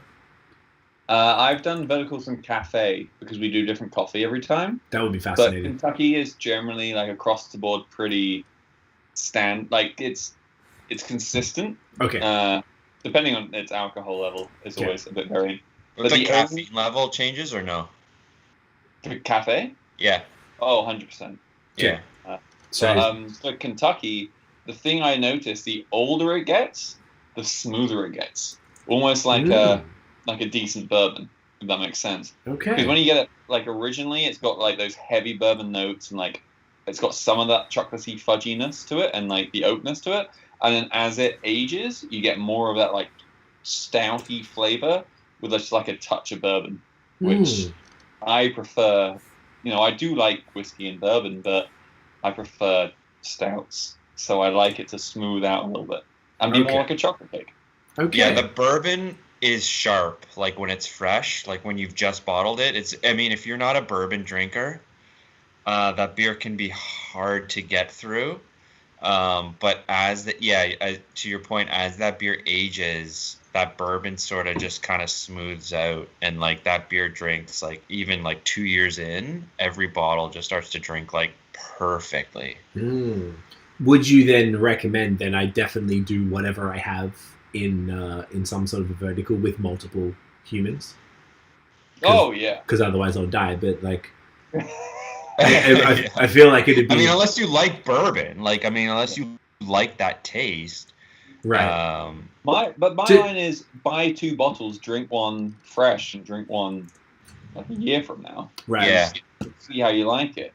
Because it definitely, like, when I first moved to Canada and was having all these barrel-aged beers, I was like, fuck me, this is amazing. And then got given a bottle by Mark, which was a year old. He's like, try this next time you open a bottle and see what you think. And it was remarkable, the difference. Like, right. So it would be an interesting experiment to have them all. I wanted to kind of shoot a video of them, because I guess now I've got 14, 17, 19, 20. So that's 4 of them, not necessarily totally all concurrent, back to back, but I feel like now you're just showing off. Oh, it's complete accident. I don't have some sort of impressive cellar. It's just this was unintentional. Okay, when Ben and I do our tour of Quebec, we're gonna. Yeah, I need the help. You're sharing those with us. Oh yeah, now that would be the optimal situation. Obviously, who else would be better to talk it through it? Like, that would be amazing. Actually, that would be sick. Yo, I would much rather. Oh, here we go. Now we're making plans. Yeah, now I'm like, yo, okay, that's a whole other situation, because I'm absolutely comfortable saving everything that I have. I'm like, all right, let's sit down with you blokes and let's just talk through it and shoot a video or something, make some fucking content out of it. Yeah. Get everyone some content, damn baby. Content. It's all for content, bro. What else do we do it for? Jeff is saying here, he's like, Craig, does this stream on Twitch? The live format of this series will get decent views on there, I think. I do not go on Twitch. I don't know. You gotta get on that Twitch, my guy. I know. See, you're just talking about content. I'm fucking up, bro. I'm fucking up. I know. I just felt like I don't play video games. I don't really have time for that shit. So I always felt it was like a people game are using Twitch outside of video games these days. I heard word, but I was like, YouTube is there's already a following there to a degree. So I was like, do I want, I would have to commit resources to be like, come watch me on Twitch. And I watched a few people on there to be like, how does this thing work and what's the general setup? And it seemed super complicated to make it just to make it work. I don't know. Maybe I was didn't look hard enough. But if this program would do them simultaneously, then I wouldn't even have a problem with that. True. And he says restream. I guess that means take the stream and then put it through there. Jeff, DM me and tell me about it, bro, because I don't fucking know. It's a whole other. It's totally out of my worldview right there. It's for the kids, you know. I feel like the kids are about it. He said Restream does that. Okay, we'll talk. No, but yeah. So the barrel program primarily just sours and stouts for now. Is that that's accurate? I want to play with different things. I've not really used things like rum or cognac barrels, but I'm everything with a barrel is always a bit of a lottery, you know. Of course, yeah. Like rum barrels, you know, come from certain parts of the world where you're waiting on trafficking time and getting them into the country. COVID's not really helped with importing anything, so we've really put our barrel program kind of on hold for a bit. Okay. I've got rid of some of the older barrels we've got in stock, and while Niagara is still a decent place to get barrels from, you know, the guys who are doing barrel-aged spirits like Willowballs and Dillon's down in Niagara, like Willowballs gin barrels are 100 liters. So, you know, 100 liters of beer in a barrel is you're getting 80 liters out of the barrel afterwards, and then, you know, post everything else you do to it, you might only be getting 50 liters on a 100-liter investment. Mm. So, again, me being the guy who's not paying the bills, even I can't argue that case, saying, yeah, let's just, let's get away with 50% losses and, try and think I won't be, beheaded on the next financial meeting. So the issue with fun new barrels, which like the gin ones I got were like amazing because they were these 250-liter barrels from Scotland, from some unnamed distillery. We think we worked out, but like it's such a like the last 9 months have been chaotic for everyone. Yeah. And at least for me, trying to bring in new stuff, and tequila barrels were a perfect example. Like the border from Mexico to America was shut, and then the border from America to Canada was shut. So if I want fresh tequila barrels, they're waiting 2 weeks at the American border. They're going to get dry. They're then going to travel across America for 10 days and then get to the Canadian border for another 2 weeks and be dry. Like, these barrels might be broken by the time they get to me. And if I'm going to tell John that we're buying, 10 barrels at $250 $250 American a time, that's $2,500, of which then say only 6 of them are functional. Mm. Like, the ROI on that is awful. And then, so we've got some barrels in from Niagara, but like everyone's doing wine barrels. People want to see the fun stuff nowadays. So like the gin barrel stuff sold amazingly. The tequila barrel stuff has sold amazingly. So, fingers crossed, come like April when COVID hopefully might be over with the vaccine, I'll be dishing out some fun sours. Or fun barrel-aged stuff. It doesn't even need to be a sour anymore. It's whatever. There's barrels. Yeah. The second I can get my hand on something like port barrels from Porto, like that's what I'm fucking going to deal with. Yeah. Yeah. Sand. What was it called? I went to that port. I went to Porto 15 years ago, and there's that. It's called Sand something, like right in the city. Oh, I've not been to Porto since I was like 15 years old, so more recent than me. I remember it was like I knew my dad had like port and sherry and shit. I was like some gross ass stuff that he drank, but it was cool to actually see it, and like that would be such a crazy city. That would be dope. So when you said the barrel program's on hold, does that mean that any of the Bastard series are they off? Is that off for 2021? Oh, no. Okay. No. No. The easy available stuff like Kentucky barrels, which you can get whenever you want, like we're always going to continue with that. Okay, good. Just like fun one-offs like the UP series are slightly on hold. Okay. We do have a gin barrel-aged table beer coming out in probably February, I want to say. Obviously, table beer is kind of in apostrophes because it's gone into gin barrels and it's probably gained a percentage due to the barrel itself. So, yeah, so we uncasked those barrels on Friday, actually, and retired those barrels, which were my first purchase being head brewer. So I was a bit, not dusty-eyed, but it was a to see my first barrels that I had bought have to be retired. Listen to this guy. Holy. Look, they were pretty barrels. They were painted. Could anyone take them home? Could you guys use them in the garden or something? Sell them to some woodworker, most likely. No. Yeah, we sell all of our used barrels. So. Yeah, you couldn't take some home and make a coffee table. table. Yeah, fill them with water, make some slush. My apartment is smaller than yours. Don't worry, I have no room for a barrel. I respect it. I was like, I feel like someone like Bellwoods or something not that long ago was trying to sell barrels for like $50 a pop, and I was like, And I told Tiff, she's like, no, relax. I was like, fuck, all right, fine. I just reckon they're cool. Like, why don't you just have like a dope stained barrel as like a coffee table, or you put something cool on there? I don't know. I feel like the only issue is, as they dry, the wood shrinks and the metal just drops. Oh, so it sucks. Yeah. So what you're saying is they're shit. That's right. So don't bother. Oh, true. Okay. So or you varnish it. They're the worst thing in the world. So if you varnish it, is it still going to shrink and then the metal's going to drop? That's beyond my. I'm no carpenter. I wouldn't know. Okay. You're not? No. Oh, weird. We're brewing. I feel misled, bro. I thought you were, I thought you were a bit of a chippy. Yeah. Fuck. I'm no Joe Okay, well, at least we're still getting, because you kind of scared me for a second. I was like, oh fuck, we're not getting blasted in 2021. Like I was about to be a little upset, but okay, I can chill. No. The core bastards are all good to go. We actually bought our whiskey barrels this week. They'll be arriving first week of February and being filled. Sorry, first week of January and being filled that week. So okay, I'm sure you'll get in socials. Okay, amazing. So then, speaking of that, I know we'll probably move into this shortly. I'm just conscious of the time being it's 20 to 10. I don't want you to fall asleep. I'm actually surprised he hasn't fallen asleep yet. We're keeping him engaged, you know. I feel like we're doing a good job, Liam. You're helping me out. So this is the box. This is the first year I believe there's been a box. Is that correct?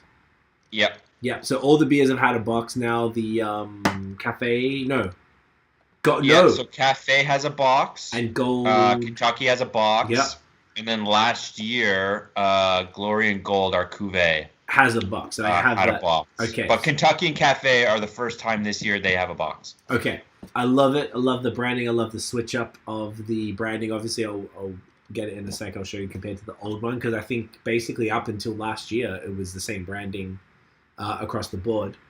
Here we go. Jeff has a question. He goes, would be sick if the MB boys could talk about the No Bad Days beers if there's time. Did you want to get into that before we get into this? Because I do really enjoy the No Bad Days series. This shit is pretty lit. Maybe do you want to talk about that before we get too deep into the this? Should we give it a quick minute and a half? Let's do it. Tell us about it. So No Bad Days was our cheeky attempt at a summer lager.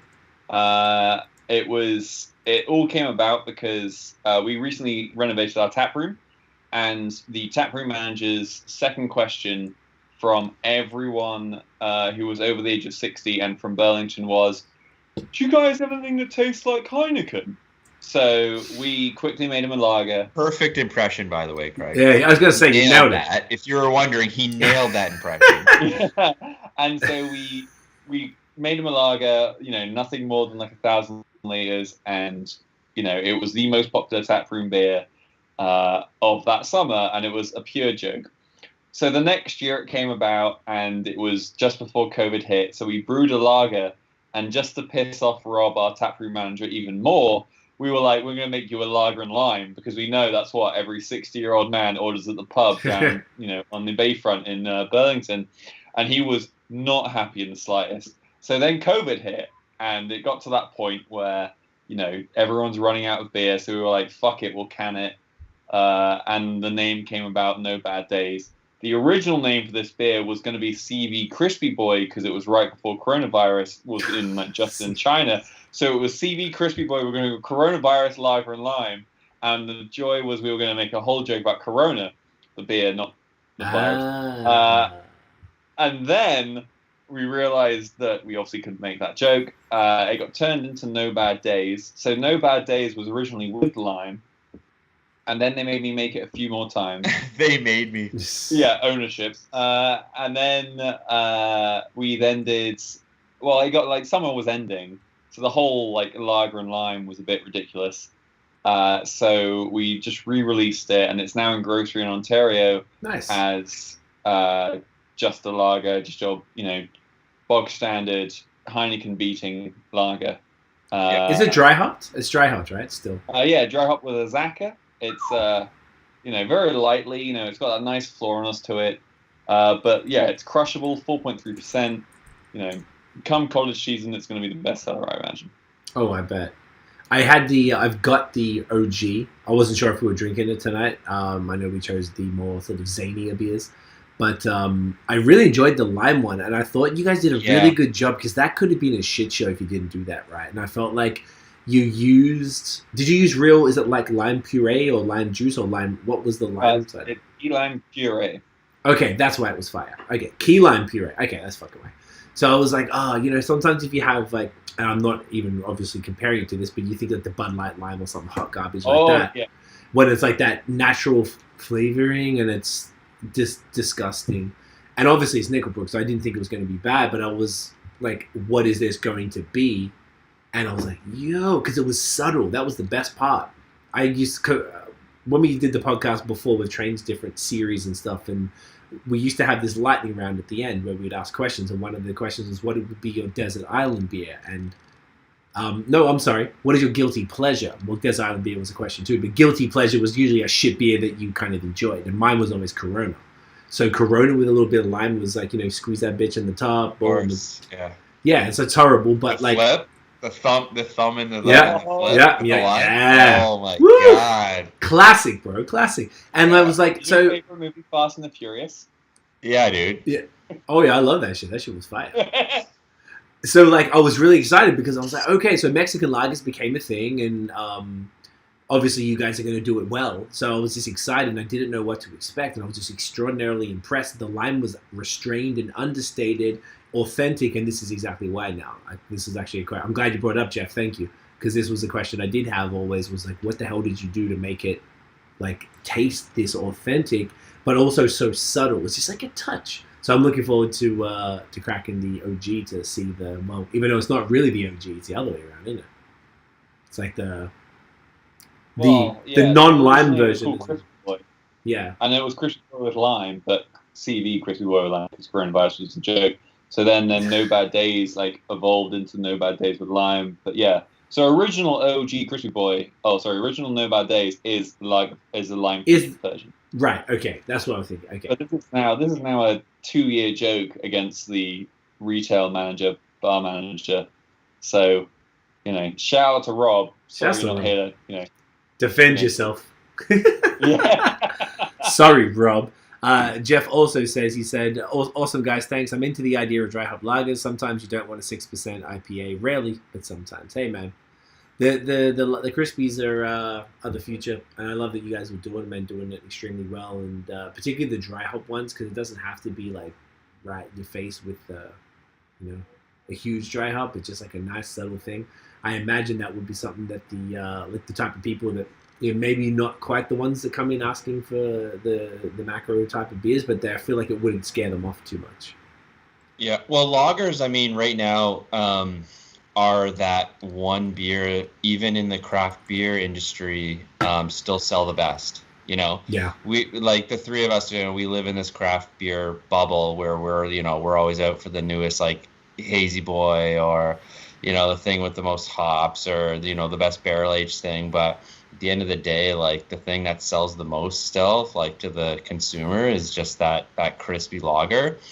And for us, we also realize that it's also the best beer that it's the easiest beer to try and convert someone over into craft beer. Yeah. Right? Like it's, if someone's used to drinking like macro, beers, and you hand them like a Winter Wizard, they're going to be like, get this out of here, right? But if you hand them, a No Bad Days, that's a conversation that can be had now and saying, see, like it's craft, but look what else, look what these guys are doing now, right? This is my marketing sales hat on, by the way. No, you're right. I can't turn it off. Sorry, Craig. Don't you dare turn it off, Liam. I would be devastated if you did. But it's funny you say it like that though, Liam. Like, my dad got me into homebrewing, and he always homebrewed the same thing. It was always a bog standard English golden ale, like 4.5%. Yeah.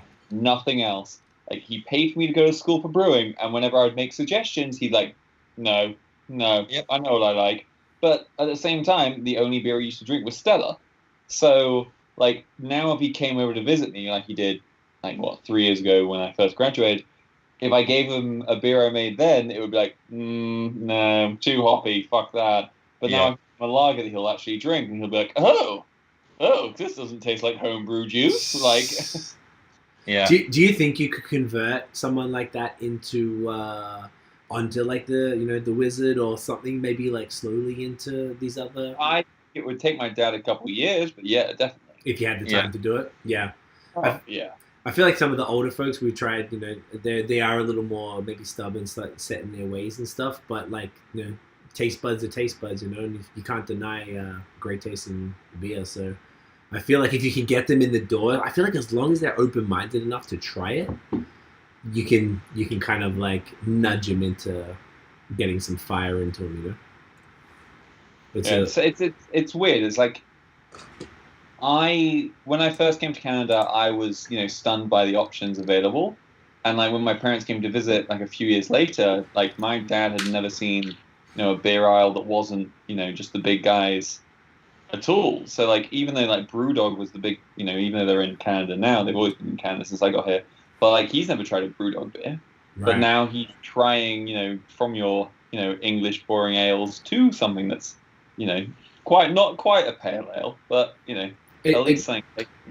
It gets them in the door, man. That's what the gateway breweries, I think, are like. This, gateway breweries, and then breweries who have gateway beers. And it seems like BrewDog have kind of maybe more leaned towards, not completely, but gone more on the gateway side of things. I feel like they're more. It's less sexy. It's less attractive to dudes like us, like you were saying, Liam. As far as like we're obviously looking for the craziest shit, but what those gateway breweries do, you guys have gateway beers. You're not a gateway brewery. I would not say.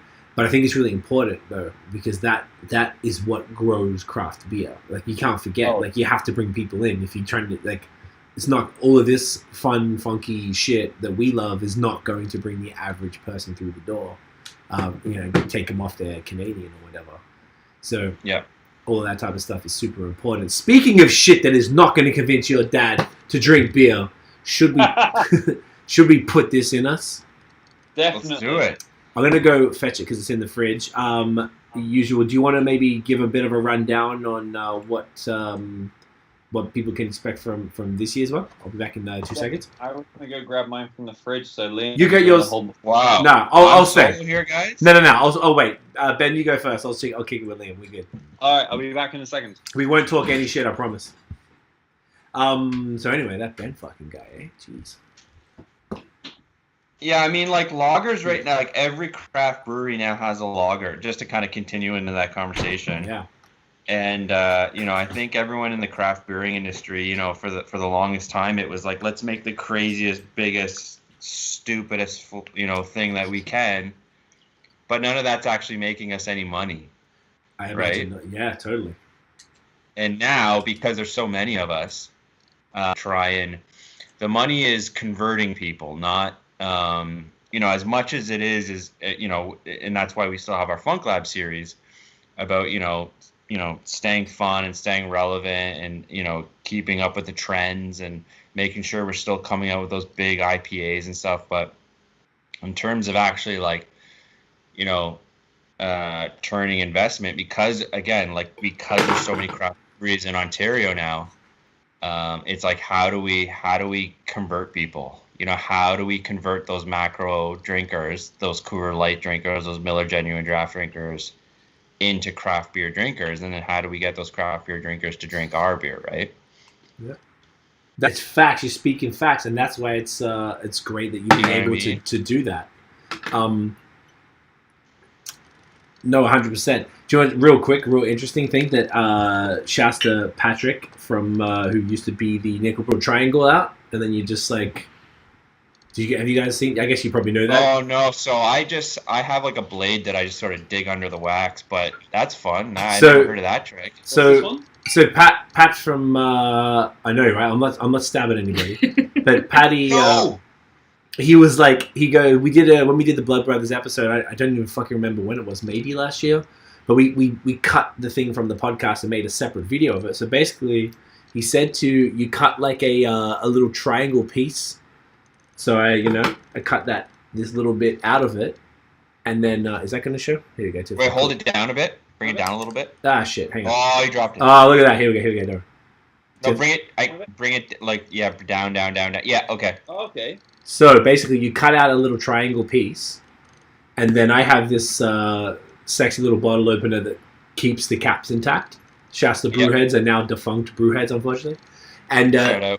Shout out, and you just basically still just you wrap the little screw under it, and then you just sort of pop it open, and it sort of like saves all the nonsense with man, you should see me trying to open these things before that. I'm a fucking nightmare. I'm sitting there just like I'm running the knife around it, I'm getting mad and shit. I'm like, open up, bitch, I want to drink you. But thanks to Pat for that. So Tiff's gonna take us a photo while we're talking about it. But shout out to Pat. Shouts to Pat for that one. He's a legend, mate. Such a champion. Oh, wait, we're getting the photos. So, What's are you guys familiar with what happened with the new branding? Because this is the first year this has happened. Good.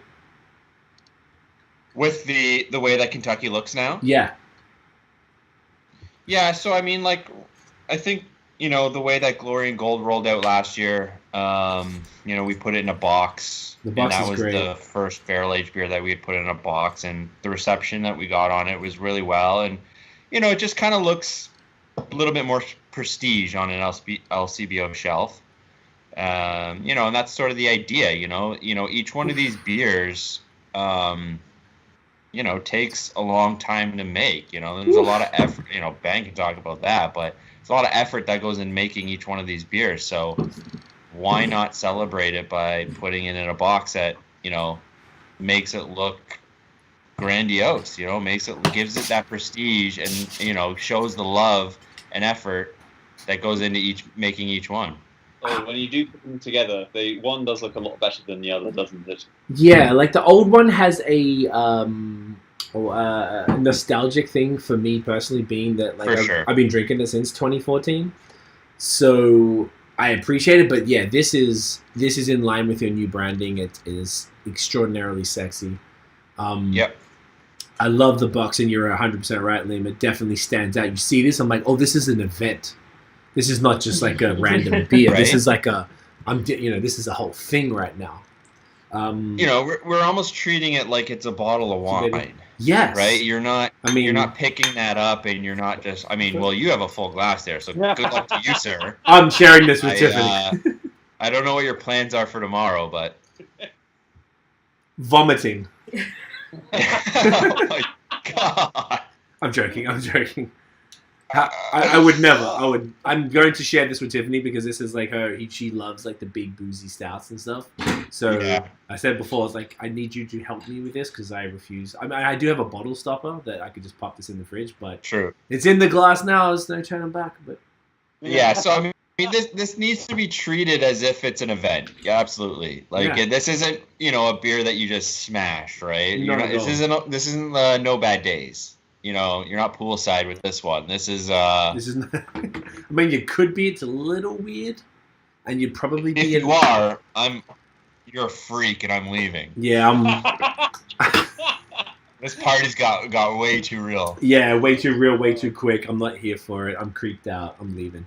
Yes, this is 11. Is it 11.9? This time for the first year we were in the LCBO laws. Wow! Congratulations. I will leave that to the imagination on what that means, but yes. I love it. It's 11.9. So look, I'm not gonna lie. It does not taste like 11.9. This is dangerous. Shout out to Cole for doing the new design. Mm-hmm. Yeah, our in-house designer. Is he responsible for all the rebranding? Or at least, yeah. I know. So he does all the Funk Lab stuff. He did all of the barrel-aged beers except for Glory. Okay. But he did Kentucky and Cafe. Okay. And can you guys can't talk too much about it, but we have we're working on something for next year with some of our core stuff. So ooh, yeah. And he's working on all that stuff. So he's got a lot of work ahead of him. Compared to saying earlier about being coming there in 2011, all Ontario and look, no, I should not say that. All Canadian brewery branding was pretty not great. Shit. Yeah, it's pretty. I'm trying to be nice, but yeah, it's pretty fucking shit. And it's okay because it was new, it was niche. It didn't even touch a fraction of what was happening today. So we talked about Sawdust did a great rebrand, Wellington did a great rebrand, and you guys did a phenomenal rebrand of of everything that you guys have put out. Like I said, it came up, I think, last week or the week before, my Facebook memories from 9 years ago when drinking the maple porter and the headstock and stuff and looking at those photos. I'm like, fucking hell, man. It's a whole... I actually wanted to save it because we were talking already. I wanted to send it to you guys to be like, look at this. This is crazy. It's a whole other world. Do you guys know when you did the rebrand? What prompted it? Can you speak to any of that at all? 2014. 2014. Okay. But it was Do you know what? I think you're right, bro. Because if this is for a decade. That's the logo from 2014, right? Like, yeah. So the atom has changed since then. I think it's the same one on the bottle, like the one that's embossed on the bottle. Yeah. Oh, okay. Maybe the atom hasn't changed too much. But there was obviously Nickel Brook was, this family-run brewery before that, and then it became like a brewery of science. And I don't want to talk too much about if there's something in the works that can be Liam to take over, but Okay. I think we're going a bit, more back to the basics. Well, I mean, brewing's interesting. When you walk down an LCBO shelf, and that you look through the craft beer section, it's amazing to see what some people are doing with artwork as opposed to what other people are doing, and who some breweries are trying to speak to with their branding, and who other people, for example, like, I don't want to talk specifics, but you have some that are just that simple basic branding that is just like, every one of their cans is very uniform. And then you have like a brewery like us or Sawdust, where each one of our cans looks a bit different. Yeah. And it's kind of, and I truly feel like each one of those is speaking to, different people. So it's interesting. And I think for us moving forward, I think what we're trying to do is we're just going to try and streamline everything a little bit more. I think right now, each one of our cans looks, as much fun as each one of the cans is, and as much fun as we've had with the history of everything with Nickel Brook, I think it's time for us to sort of like take what's been established and just sort of dial it in a little bit. And, that's for Cole to do. And I'm trying to tiptoe around this because I really can't speak too much about it. But expect to see some new stuff from us coming out next year, like in terms of our look and our feel. So it's going to be exciting. It's going to be a lot of fun. We're not going to do anything stupid where we look like something completely different, but we're going to have a lot of fun with how we look in the future. I respect that. You got to you got to keep moving forward. We got to stay relevant. Absolutely. This rebrand in and of itself, if you're going to change again, I'm here for it. The fact that when you change, you guys were probably, once again, my memory is failing me for the most part, but there was I feel like you guys were probably the first of the Ontario breweries that we were kind of talking about, whether it's Wellington Sawdust, all of that era, the earlier era, to make like a step forward and be like, hey, this is what we were, and now like, bam, this is where it's at. And it was like, oh shit, like this is serious now. Like, not that it wasn't serious before, but like the branding was always secondary. I can imagine with brewery, it's all about the product. As long as this is good, what else matters? But as it became more popular, it really, marketing, obviously is important. And that's why you guys have excelled, because you've got a marketing team. Not all breweries even invest in marketing. We own a social media agency, and I imagine as yourself, Liam, being in marketing, like one of the aside from wine is terrible, but beer is pretty like patchy. It's got better since the pandemic because I had no choice. It's either that or drown. But like, I feel like there's one thing, the marketing side is something that not every brewery took seriously. And I always, as someone who does this for a living, it's very frustrating because I'm like, I'm in it on this side, but I'm also on the other side, like doing it for other brands. I'm really, it's there. Fuck, what are you doing? Like, don't get the person behind the bar to do social media just because they're not doing anything between pouring drinks. Like, it's not how it works. You need a professional. So I feel like you guys really. That's what impresses me about you guys. One, you invested in marketing. You have multiple people. The virtual tastings and things were just, whilst it might stress Jen out and fucking give her gray hairs, the poor thing, but it's executed on the money. Yep. Like, I'm so impressed with everything, even just the way that we've organized this conversation, and then our involvement in the party in the box and stuff is like, it's just a pleasure. I'm not used to this level of professionalism. You know what I'm saying? And this is not... Yeah.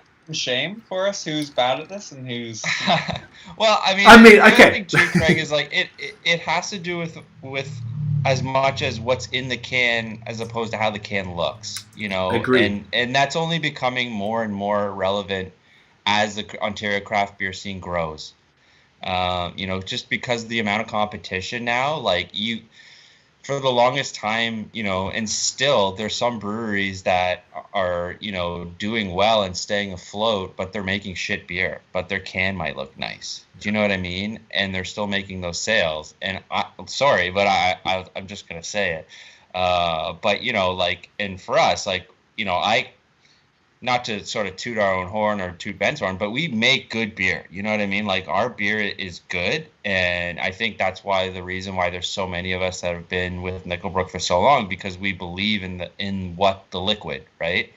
And once you stand behind how good the actual beer is, then you can start investing in marketing and start growing that.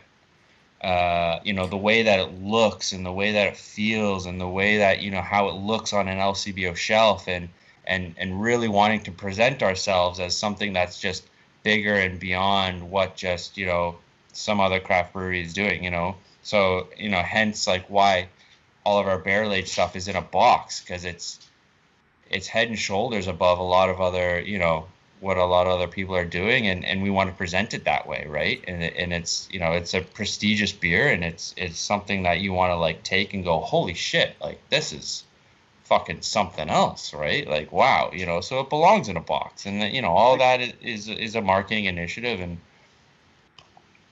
yeah, I agree. Like champagne's in a box. It's the best of all wine. Our beer, you know, we're not gonna say it's the best, but we want it to look like the best as well as taste like the best. Yeah.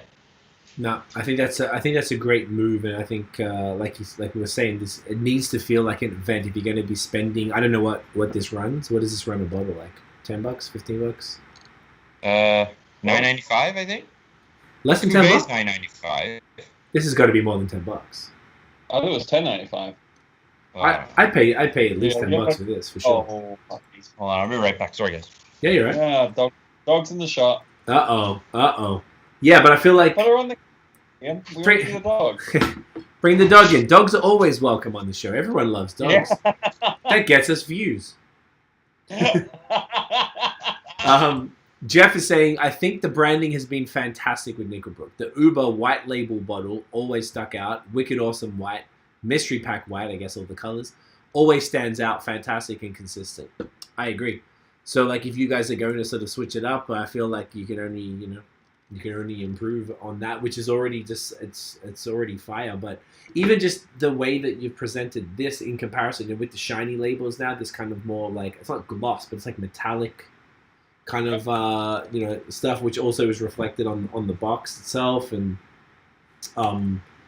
yeah, I mean, before I got this, I'd seen it on social. I was like, yo, I fucking need that. What is happening here? This is fantastic. Like, I just enjoyed the change, even just from last year. And it seems like one of those things, like, I'm obviously not in marketing, but, you know, being a man in beer, I go down the aisle and see what's, you know, catching your eye. And, you know, 5 years ago when Nickel Brook went all black, like, they seemed like the first brewery to do that. And so you saw it because, you know, you'd see your 5, 6, 7 SKUs of all black cans. Yeah. And then when they start to bring out, say, Wicked Awesome, and you see the white can, you know, that popped your eye because a lot of other breweries were doing black cans.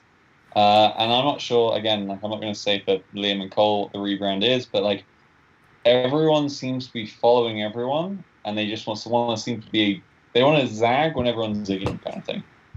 Yeah. It's an interesting thing. There's some breweries that take it really seriously and have just been on top of it from the jump, and then others who sort of have ignored it and kind of paid attention later. Whether it's the actual design of the labels and the role, you know, the consistency with the naming conventions, which is also something as well to be said. To something like the social media, which is something I feel like is ignored more than it needs to be. But the pandemic has forced people to be like, well, if you don't do it right, you're in big trouble right now. Like when you actually, it's put it in. That's why our business has been. We've been lucky, super fortunate to have a digital based business at a time when people can't be together physically, and nothing is more important than now the community is online. So if you're not spending the time to grow and nurture that community online, like you sort of, you're going to lose at the end of the day. There's nothing left. How else do people find out about what's happening now? I don't think blogs are really popping like that, like a little bit, but not for information. So it's really social media. And if your branding isn't fire, you have to take photos of that. So, it's an interesting new world that I think a lot of breweries found themselves in. And, obviously guys like yourselves who have you've had to shit you together for at the very least 6 years from this Kentucky bastard here, the 2014, it's, you're in a good position. But there's probably a lot of people who are like, oh, we haven't been doing shit with social media. We haven't been nurturing our audience. We haven't been growing it. We haven't been taking our branding seriously. And then all of a sudden, probably it's going to be a little rough on some people this year might have been. But it just shows the importance of doing stuff like that. And once again, coming back to if you're going to have a beer like this, if it doesn't feel like an event, kind of what's the point in bothering to do all these barrel-aged beers, which sounds like a nightmare, like a fun nightmare and a worthwhile nightmare. But if you don't, at the end of the day, I'm sure then from your perspective, of like all the work you put into this beer, and if it's not presented in this fantastic way, you can be like, and it doesn't sort of sell you, like, well, what did I do with this for? What did I suffer for? Yeah, I will admit, like barrel-aged beers, it's an extra man-hour, per hectoliter easily, but at the same time, you can make something special, which, like, for me, going home, which, again, I haven't done for a couple of years, but I met my family in Florida 2 years ago. I brought them back a cafe and one of the original UP series, and, like, again, talking about my dad who only drank amber ales and nothing special, he used to say to me, like, holy shit, you put this in, like, wine barrels, and then you put fruit on it, and, like, tastes like a dessert, like, and I was like, yeah, it's a cocktail in a glass, but at the same time, like, this is like a $10 bottle of beer, but, that's as much you spend on a bottle of white wine. And he's like, oh, well, that's not a beer price. I'm like, well, it's a cocktail price, all right? So, the fact that we've, like, the work has been done by the marketing team, like by Liam Cole and the other guys, like, it now looks like a main event, which you have to say when you're looking down an LCBO shelf and you see something in a box in the beer aisle, you're like, what the fuck is that? Every time. Like, not even a question. Then if are there other beers that have this metallic label that aren't in a box that they can see, that people can see on the shelf? Because this would stand out, even just the reflection of the light alone. Is that anything that people can see? I don't think we've seen any metallic labels yet, have we? Sorry? Anything barrel-aged that's not in a box? No, or metallic labels. Metallic labels. No, I don't think so. Okay. I mean, it's even cooler because when you take it out of the box, you're like, whoa. Like, it has, like, once again, it contributes to that, well, I just dropped $10 on this beer, this better be good. And, exactly. Then you got the wax seal, which is always just, like, a fun time. Like, it just always means, like, oh, like you said, it protects from oxidization and, it's something serious. It's just like a nice, but these days, particularly if you're going to spend your money, maybe something like a lot of people might not have the same amount to spend on beer as before, and if they're taking the chance and dropping some maybe they could get 3 naughty neighbors for the price of a Kentucky bastard. They're really hoping that this beer is going to be fire, and at the very least they feel like it's going to be fire. Then when they open that bad boy, they're like, oh shit, this lived up to my expectations. Yeah, I mean it's all perception too, right? Like, when someone's like, oh, I just want to buy a cheap bottle of wine, it's the same price as an amazing beer, right? Like, that's a $10 bottle of wine is the same price as, Kentucky, and Kentucky is unbelievable, and a cheap bottle of wine is a cheap bottle of wine, right? So it's all about perception, right? That's a great point. When someone thinks about beer, you don't think of it as something that can be, high class or something, right? So, I mean, that's sort of the idea behind the box. Again, it's just elevating it.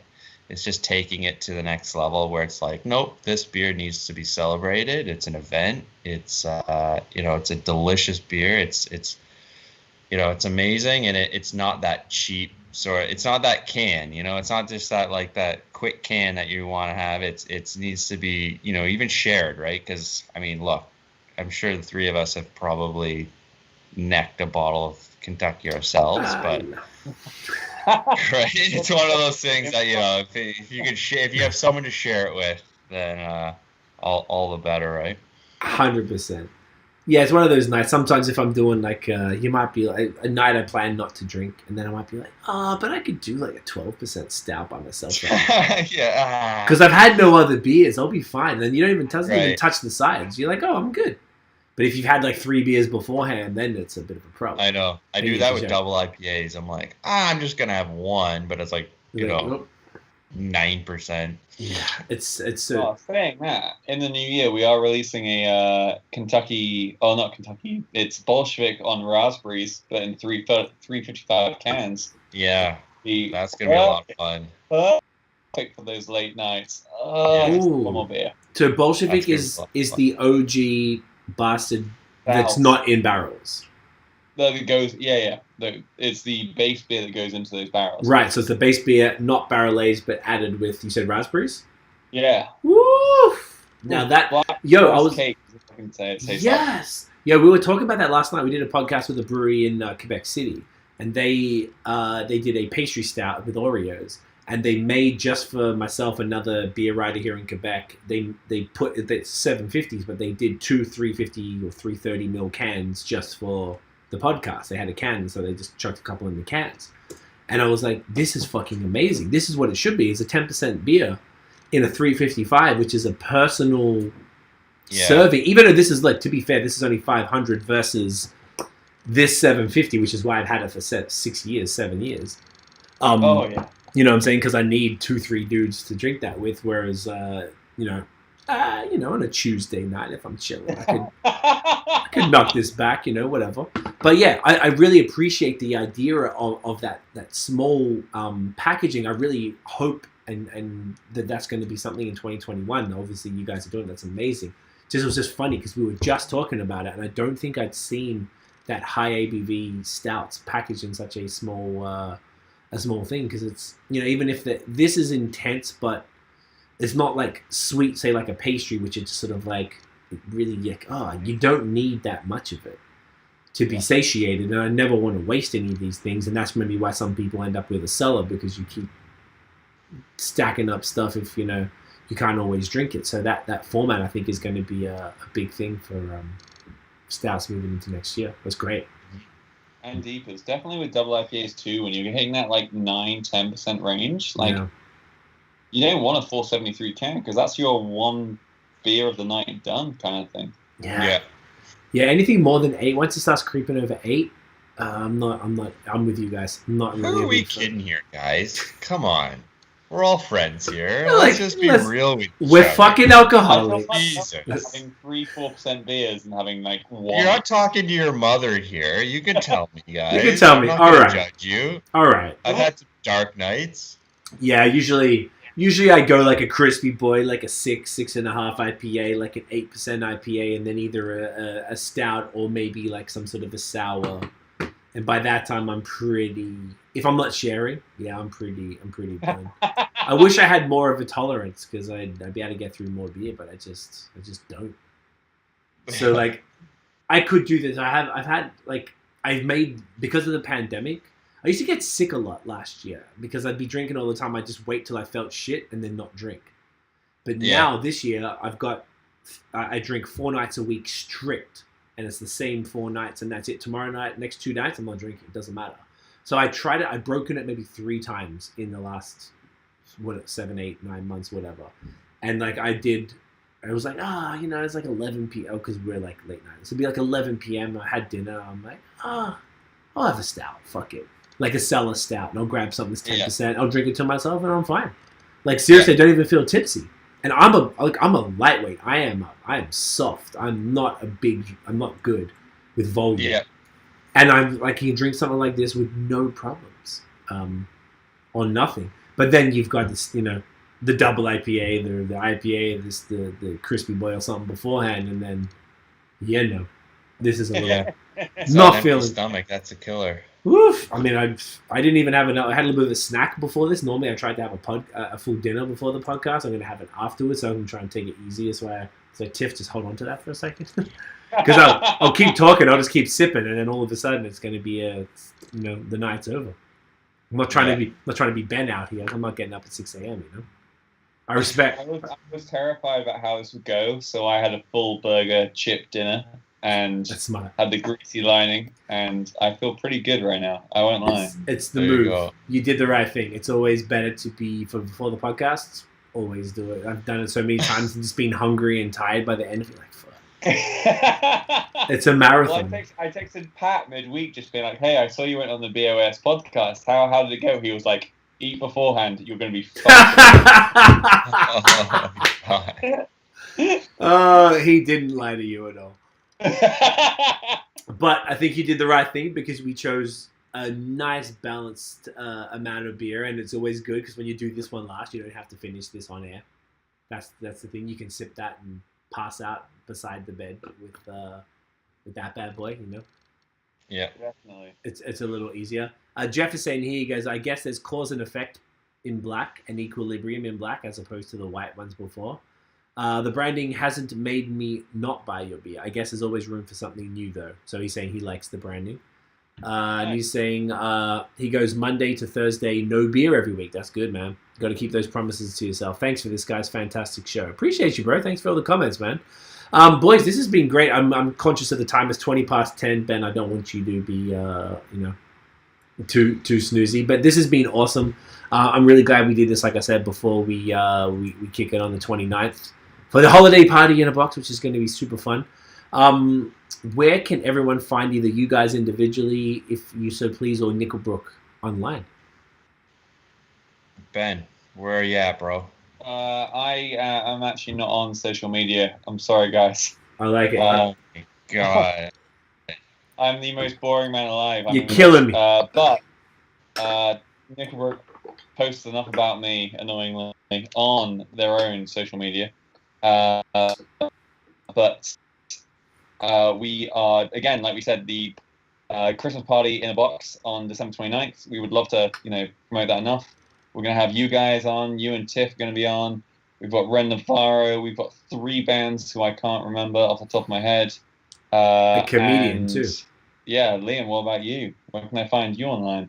I'm at Liam Motor on Instagram and at Liam_Mode on Twitter. How you spell that? Really, Liam is my first name, and then MOAT, and then ER. Perfect.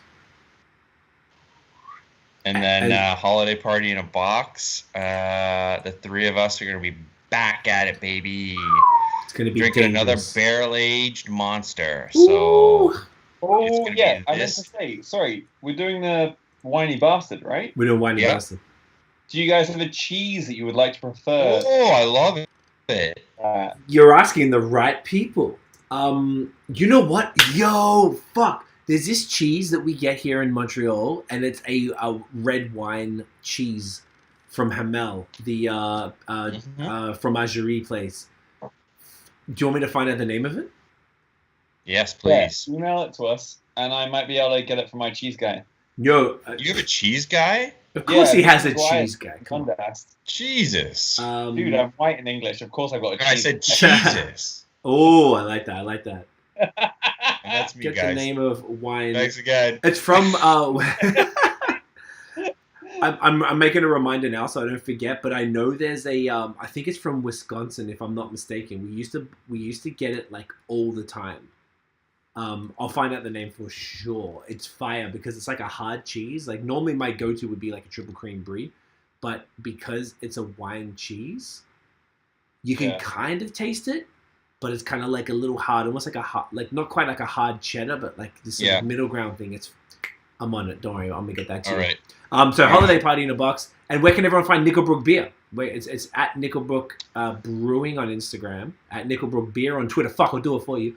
And it's at Nickel Brook Brewing, I think, on Facebook too. Yep. And Nickel.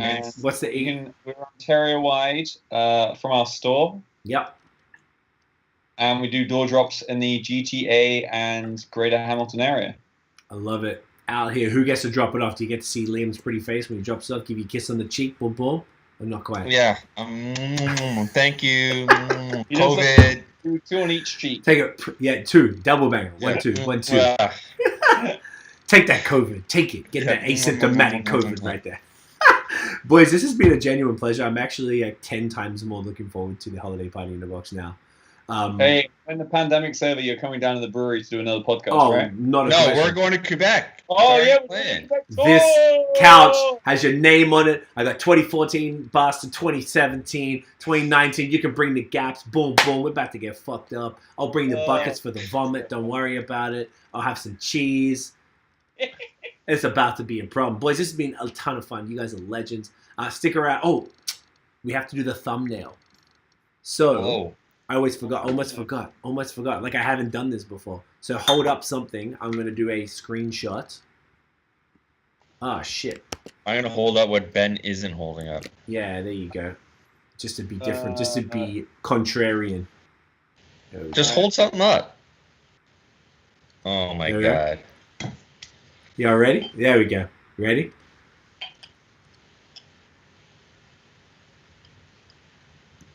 Oh, that was gorgeous. That was like the baby Jesus took the photo himself. Oh, my God. Oh, praise him. And whatever, it's the end of a podcast. Who sticks around this long, am I right?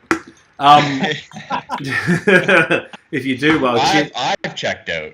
Yeah, that's what I'm saying. If it was me, I would have like listened to this over 6 days and shit. Stick around at the end, or we'll wrap up on the Skype thing. But guys, thank you so much for watching and listening. If you enjoyed the episode, smash the thumbs up. Hit subscribe below, hit the notification bell so you know when the new video drops. Follow us on social media at BAOS Podcast. And check out the long-form audio, Spotify, Apple Podcasts, everywhere. You can hear extraordinarily attractive gentlemen like Liam and Ben talk about craft beer. Every week we're here. Next week, final podcast of the year. Taking a break because we have been going extra hard. I need it. Please bear with me. We'll see you guys in the next episode. Peace. Boom. Okay, live people, thank you for tuning in. Appreciate y'all. I'll be back. I think it's Thursday or Friday, something like that. I can't even remember. Stay tuned to the social. We'll let you know. We'll see you then, guys. Catch ya.